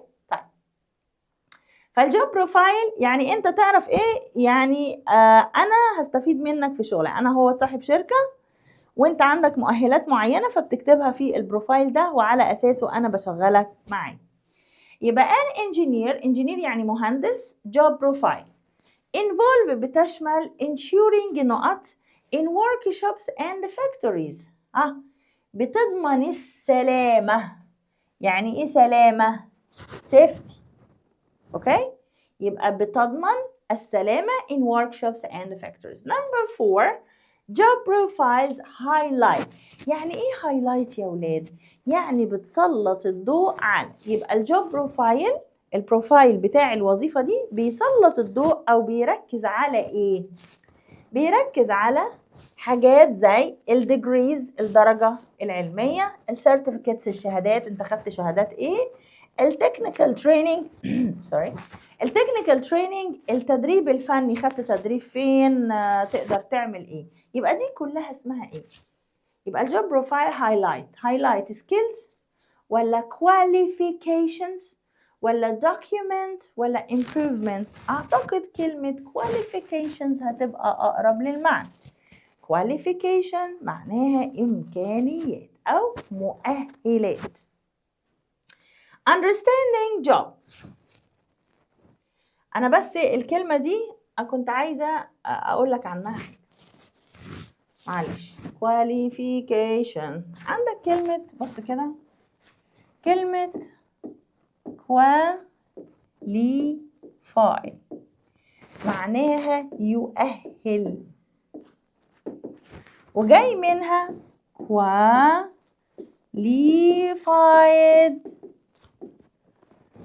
الشاطرين بس هما اللي بيكتبوا ورايا على فكرة، بيكتبوا الحاجات دي لأن الحاجات دي مهمة.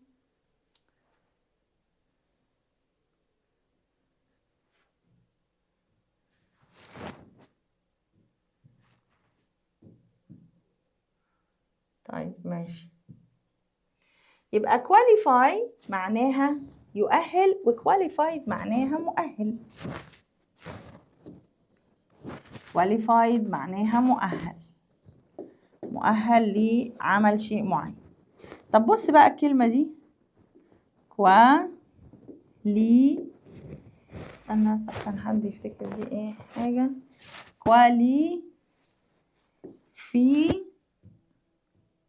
بسم الله qualification. الله، بص بقى الكلمة دي عاملة ازاي؟ qualification، مزيكا، qualification يعني مؤهل. بسم الله ما شاء الله، راح حاطط ايه في الاخر؟ بقت qualifications مؤهلات. طيب نرجع للكلمة بتاعتنا، تعالي يا حبيبتي اهي qualifications مؤهلات. مؤهلات دي بتبان فين؟ في البروفايل بتاع الجوب بتاعي. ماشي.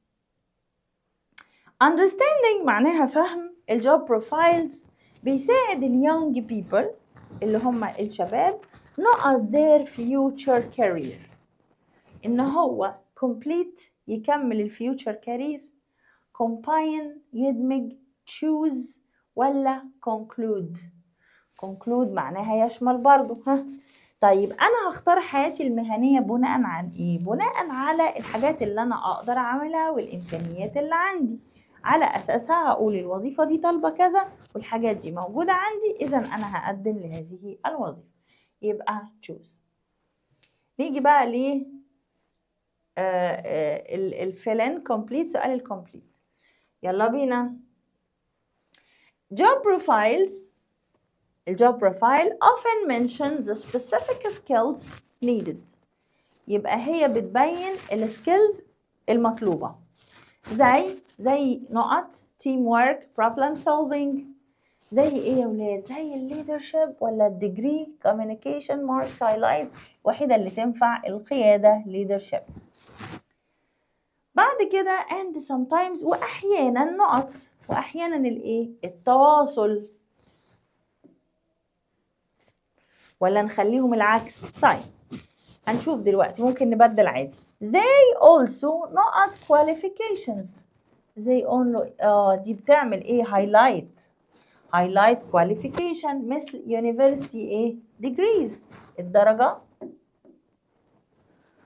certificates الدرجة الجامعية، certificates الشهادات or technical training. يبقى احنا ممكن نقول ان الجوب بروفايل often mention بتذكر specific skills، بيبقى فيها مهارات معينة مطلوبة، such as زي مثلا التواصل والتيم work والبروبلم solving and sometimes واحيانا الليدرشيب القيادة.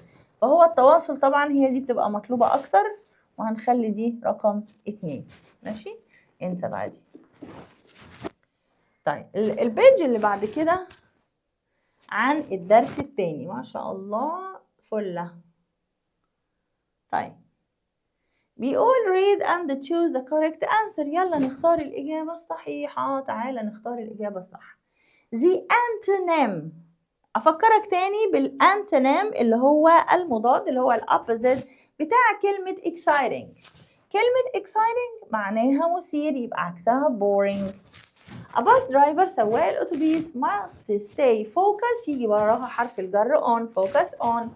many people depend on buses to their workplace، علشان توصل للwork place بتاعها. got. طيب ليه اخترنا get ما اخترناش ولا reach ولا arrive؟ تعال احكي لك حكاية بسيطة. طبعا هتزهق دلوقتي وتقوم ايه تروح وتقول ايه المس دي زهقت.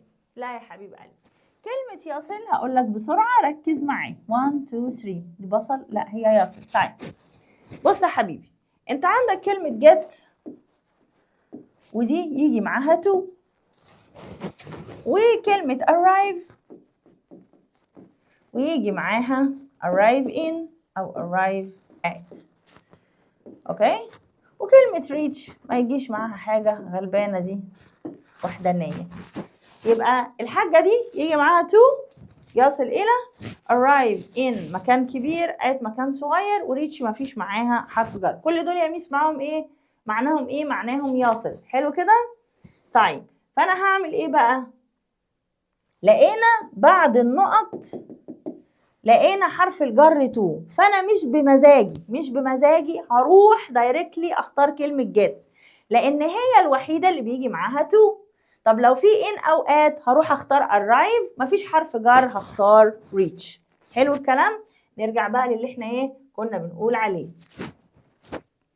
هو حضرتك هنا في عندي تو، في عندي ايه؟ في عندي تو، وعشان في تو فانا اخترت جيت.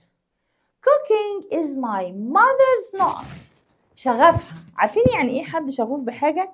يعني love it so much. Okay? Cooking is my mother's passion, so she loves the kitchen. تحب بقى تلاقي الديزاين بتاع الكيتشن الله أكبر، وتلاقي نظافة وكل حاجة ليها مكانها، ايه بتخش تفنن جوه. طيب journalists الصحفيين should always stay not and careful. mindless لا مبالي، مهمل، priceless ما عندوش priceless يعني زهيد في السعر، وmindful يا سلام. يعني ايه mindful؟ sharp minded يعني يقظ، صاحي كده مفتح. تمام. طيب بسم الله نكمل. دلوقتي بقى عندنا شوية جرامر، يعني من ألذ الجرامر اللي هتشوفه في حياتك. الجرامر اللي ليه علاقة بالسبب والنتيجة، السبب والنتيجة، ولذلك لازم حضرتك تترجم الجملة حلو جدا. يا ميس هنترجم ما بنعرفش نترجم، حل يا حبيبي كتير، اسمع فيديوهات كتير هتبقى ممتاز. طيب we missed the train as ايه دي as دي؟ بسم الله الرحمن الرحيم. بص يا حبيبي، عندك كلمة as، لا خلينا احط لك لون تاني عشان ايه ادلعك وافرفشك. we missed the train as we got up late. ايه اللي حصل؟ احنا فقدنا القطر. مش فقدناه يعني تاه مننا، احنا ما فاتنا يعني. we got up late. ايه السبب؟ السبب ان احنا صحينا متأخر. قلنا 1000 مرة ما تسهروش. طيب المفروض ان احنا نستعمل كلمة so. طبعا دي كانت النتيجة، النتيجة اهي. حلو. فين السبب؟ بعد as دي معناها ايه؟ لأن. بص كده انت عندك because وعندك كلمة as، الاتنين دول خد معاهم since، التلاتة دول لحد ما يبقى معاهم حد رابع معناهم لأن. يعني حبايبنا الحلوين السبب جاي فين؟ بعدهم. السبب جاي بعدهم. تمام. قالك استعمل so النتيجة بتيجي بعدها. so معناها لذلك، النتيجة بتيجي هنا يا ولاد اهو. ادي so وكلمة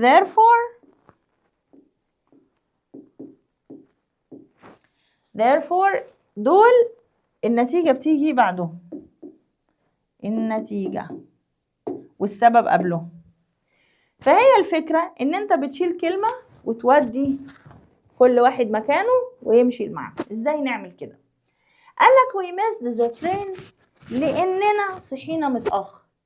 يبقى علشان صحينا متأخر كانت ايه النتيجة؟ يبقى هنبدأ بالجملة دي كده رقم 1، وبعدين نجيب وراها so، وفي الاخر we missed the train. طب يا ميس وقاس خلاص بقى يا حبيبي راحت لحالها بقى، احنا هناخد كل حاجة.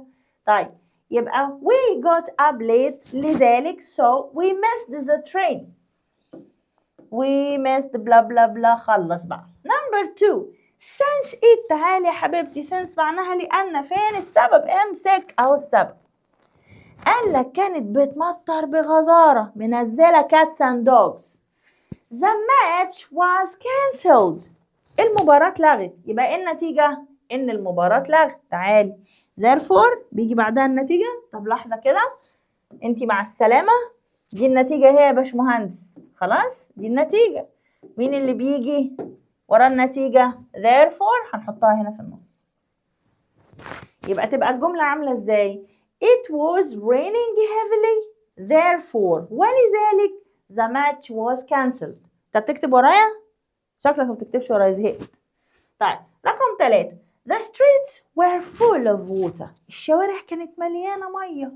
طيب so لذلك we couldn't go out. ما قدرناش نخرج، كان في تسونامي في الشارع. طيب كلمة because معناها لأن. كلمة so معناها لذلك. فين السبب يا حبايبي؟ اهي الشوارع مليانة مية.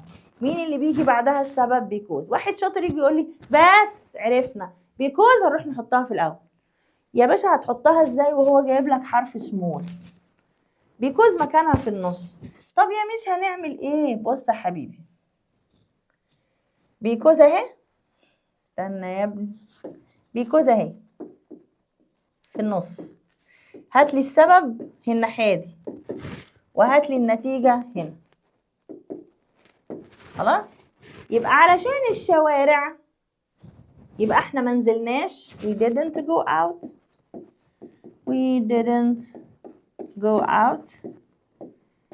احنا ما خرجناش. ايه السبب يا حبايبي؟ because علشان الشوارع كانت مليانة مية. صح كده؟ اهي the streets were full of water because the streets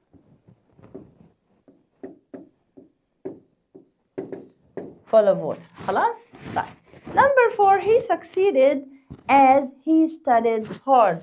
هنا جايب لك as. الواد ده ذاكر كويس عشان كده نجح، ربنا كرمه. طبعا ربنا مش بيضيع تعب حد. انت عايز تبقى كسلان وتجيب درجات حلوة؟ ما ينفعش. هنا as a result. as a result معناها كنتيجة لذلك. ذلك as a result كنتيجة لذلك. يبقى النتيجة هتيجي بعدها. يبقى دي هتيجي زي مين؟ زي so therefore. يبقى كلمة as a result هي so هي therefore. يبقى التلاتة دول هيجي بعدهم النتيجة. شاطرين يا سنة تانية، أنا بحبكم. love you. طيب هنعمل إيه بقى؟ روحي بقى حضرتك شيلي as دي اللي هي بعدها إيه؟ السبب. الواد إيه؟ الواد نجح، دي النتيجة.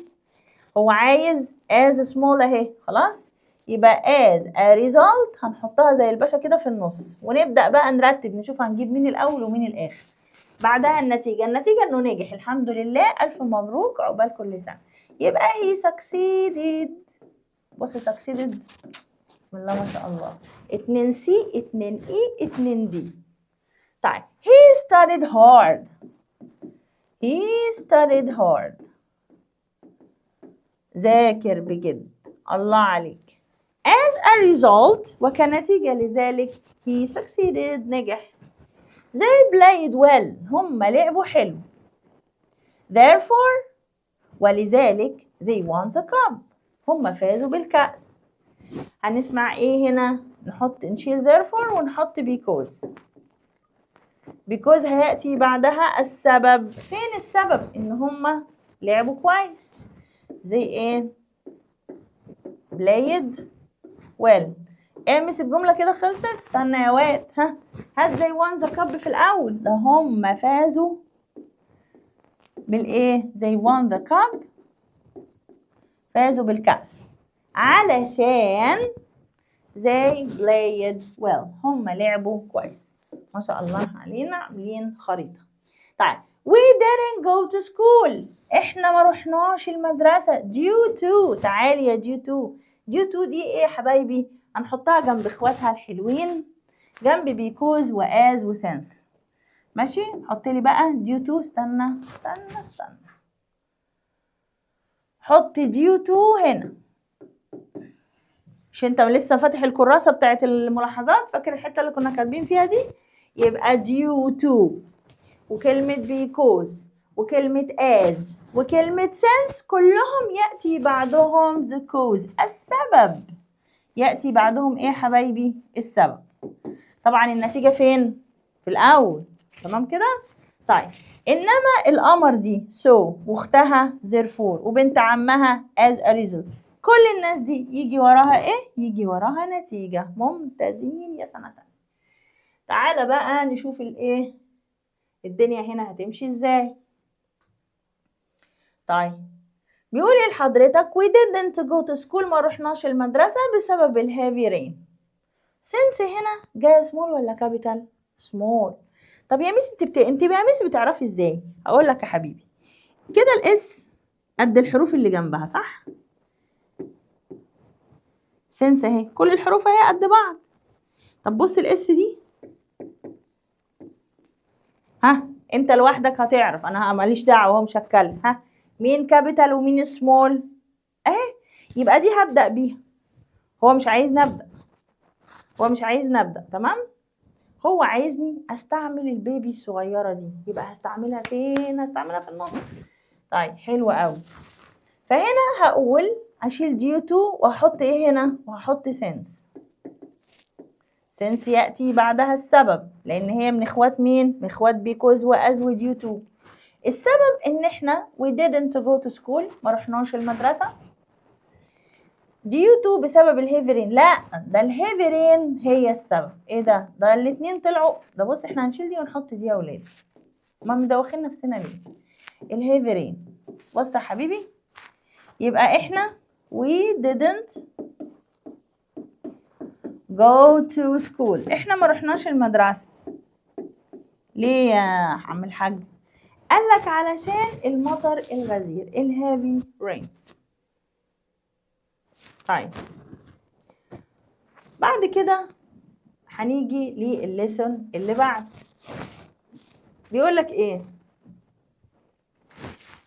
بيقول choosing the wrong career، اختيار الكارير الخطأ. يعني ان انا اختار مثلا حاجة انا مش بحبها. طيب احنا نعمل كده. طيب بيقول choosing the wrong career can lead to بص كده، ان انا اختار الكارير السيء يؤدي الى ايه؟ يعني انا مثلا حد، بص هقولك، انت حد بيحب يشغل عقله كتير، هل ينفع اروح اشتغل شغلانه بتحتاج لمجهود عضلي؟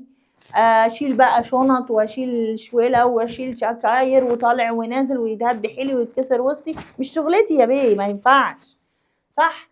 فعندك choosing the wrong career، اختيار المهنه الخطأ يؤدي الى طبعا الإحباط، يؤدي إلى disappointment، خيبة الأمل. طبعا هنا سعادة، نجاح، ورث، الثروة، ولا حاجة من دي هتحصل. هنا في نقط can suit you well، قال لك يناسبك حلو أوي لو if you enjoy problem solving، لو أنت بتستمتع بحل المشكلات. في فعلا ناس ما شاء الله عندها الملكة دي. and using technology، وبتعرف تستعمل التكنولوجيا. ايه ده؟ مهنة التمريض هي اللي عايزة الحاجات دي؟ لا. programming البرمجة، cooking الطبخ، ما شاء الله، writing الكتابة، لا دي مهنة البرمجة البروجرامينج. young people should consider job not in the future. اليونج بيبل الشباب لازم consider يعني ياخدوا في الاعتبار job not in the future opportunities. يعني ايه opportunities؟ معناها chances. يعني ايه chances؟ يعني فرص. job opportunities لازم يهتم بالوظائف او الفرص بتاعه الوظيفه. يعني جه مثلا وظيفه عايز كذا كذا ولقيت الحاجه دي عندي، هوبا يلا اغتنم الفرصه. the right choice of a job، الاختيار الصحيح للوظيفه can bring success and long term long term يعني على المدى الطويل. losses خسائر، disappointment إحباط. طب ازاي يا جماعة رايت تشويز وهيعمل لي إحباط أو لا هيعمل ستريس ضغط؟ لا، ده أنا مختار حاجة تناسبني. يعني أنا شخصيا فاطمة بحب التدريس جدا، أنا ببقى مبسوطة لما أشرح حاجة لحد وأحس إن هو فاهم، أو أحل له مشكلة إن الحاجة دي كانت صعبة وأنا سهلتها له، يا سلام ببقى في قمة سعادتي. طيب ده هيدي إحساس بالإيه؟ satisfaction، الرضا، جاي من الفعل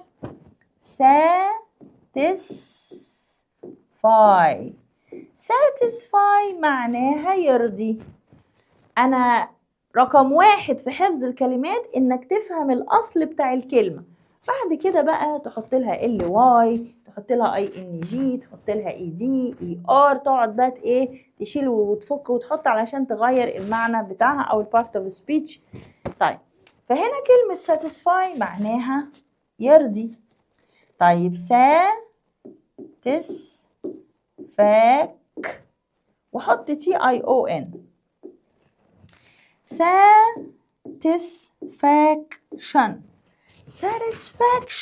satisfaction معناها الشعور بالرضا. what push you to do something، الحاجة اللي بتدفعك علشان تحقق شيء and help you keep going وبتساعدك على الاستمرار until you succeed is your what؟ production الإنتاجية ولا الموتيفيشن الدافعية؟ يبقى عندي دافع، عندي حافز. أنا دلوقتي قررت إن أنا أوصل ل1000 فولور مثلا، فأنا هجتهد وأنزل فيديوهات كتيرة، فإيه ال1000 فولور هيبقوا هم الموتيفيشن، الحافز والدافع بتاعي عشان أحقق هذه النتيجة أو أوصل للغاية بتاعتي وتخليني أستمر. You keep going until you succeed is هو your motivation، ولا الرضا ولا التواصل، لا الايه الموتيفيشن. يبقى انا عندي حافز، عندي هدف عايز احققه، بدل ما انا ماشي وخلاص، فعليه انا ايه انا هكمل. اتمنى يا سنة تانية ما تكونوش زهقتوا، انتوا زهقتوا بس معلش احنا بنراجع مراجعة حلوة بعد العيد. انت تعبت وقف الفيديو وروح خد بقى شاي وبسكوت وبس، اوعى تنام وارجع تاني. طيب بيقول work plays، ايه work ده؟ لسه قايلين من شوية العمل. work plays vital role. يعني ايه vital role؟ يعني دور حيوي in life في الحياة، ماشي. choosing the wrong job، اختيار الوظيفة الغلط، can cause ممكن يسبب نقط، and disappointment بيسبب stress. طبعا أنا مضغوط، أنا كتيتشر ممكن أدرس في روم فيها 20 طالب، أكتر من كده يعملوا لي أنا ستريس، يعملوا لي ضغط. هو 20 ده فل أوي، أكتر من كده بقى بس يا واد اقعد يا واد لا. طيب however ومع ذلك the right choice الاختيار الصحيح can bring success بيجلب النجاح and the personal الرضا الشخصي satisfaction. الله على الكلمة الحلوة انت لسه قايلها لنا يا ميس. and the long term ايه؟ نمو، يعني growth. يعني ايه growth؟ نضوج ونجاح ونمو في الشخصية. therefore ومع ذلك students should carefully explore options before making a final decision. final decision يعني القرار النهائي about the future. اوكي طيب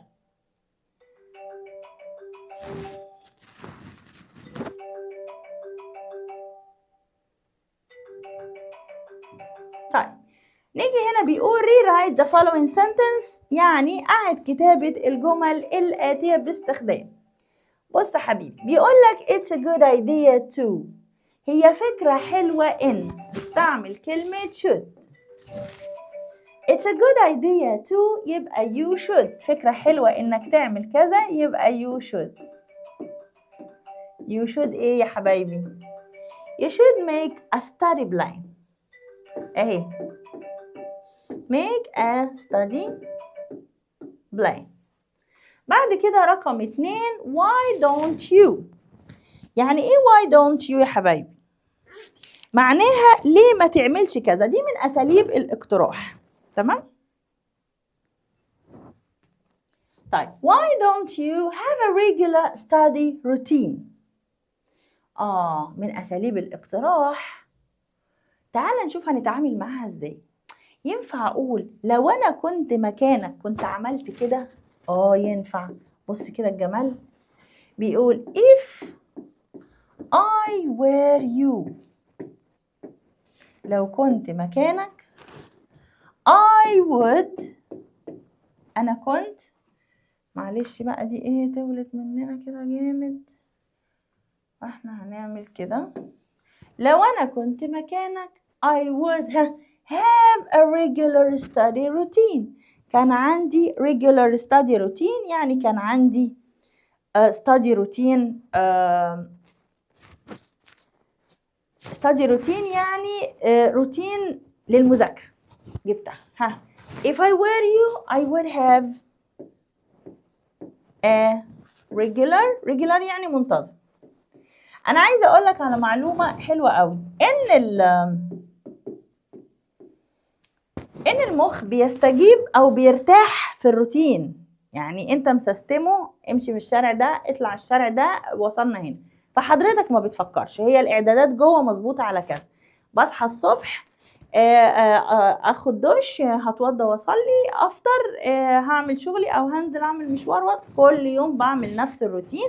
ده بيبقى اريح للمخ غير كل يوم انت ملخبط الاعدادات بتاعتك مش عارف كل يوم بقى بشكل جديد وبحاجه جديده مش عارفه تعمل ايه. طيب يبقى if I were you لو كنت مكانك I would have a regular routine. ماشي يا حبايبي احنا كده ايه. طيب page 28 وهي التقييمات الأسبوعية على الوحدة القمر دي. هي عجباني جدا الوحدة دي. بيقول لك ايه بقى؟ بسم الله. تعال نشوف جروب ايه. هناخد كلمة من اللي موجودين فوق هنحطها في الجابس. طيب هنا بيقول نقط means feeling happy and proud of what you did. أنا feeling happy أنا مبسوط and proud of وفخور ب what you did اللي انت عملته. يبقى ايه اللي معناه السعادة والفخر باللي انا عملته؟ الإحساس بالرضا اللي هو ايه يا قلبي؟ اللي هو satisfaction. برافو عليكم. رقم 2 one of the most important A in life is choosing the right job. واحد من أهم الإيه في الحياة هو اختيار الوظيفة الصحيحة. نختار ايه؟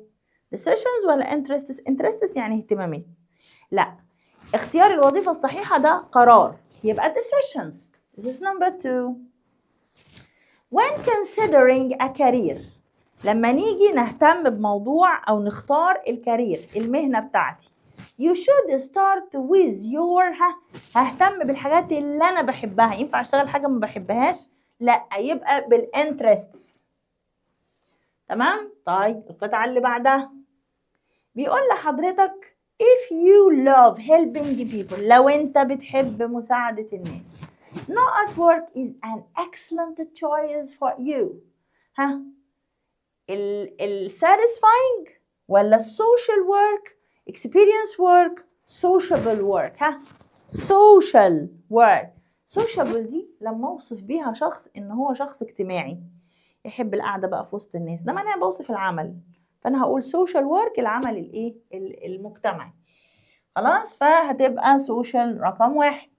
A lot of jobs depend on training or يعني في وظائف كتير بتعتمد على التمرين أو الخبرة experience. طيب most young people look for a job بيحبوا وظيفة إيه؟ sociable الشباب ولا satisfying job؟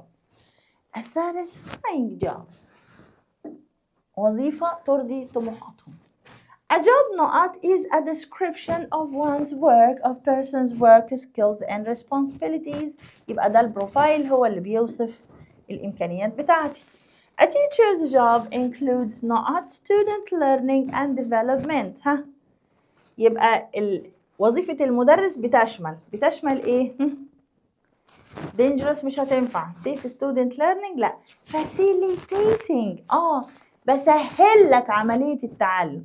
بص كده امشي معايا بالكلمة دي كده بالراحة. facilitate معناها يسهل. رحت كده ايه مزود ing في الآخر بقت facilitating يعني تسهيل عملية التعلم. يبقى facilitating number 2. risky is the synonym. risky يعني حاجة فيها مخاطرة. هي عكس هي synonym معناها مرادف صح؟ مرادف كلمة dangerous صح؟ حاجة خطيرة. أقول لك الأمر ده risky يعني حاجة فيها إيه؟ مخاطرة.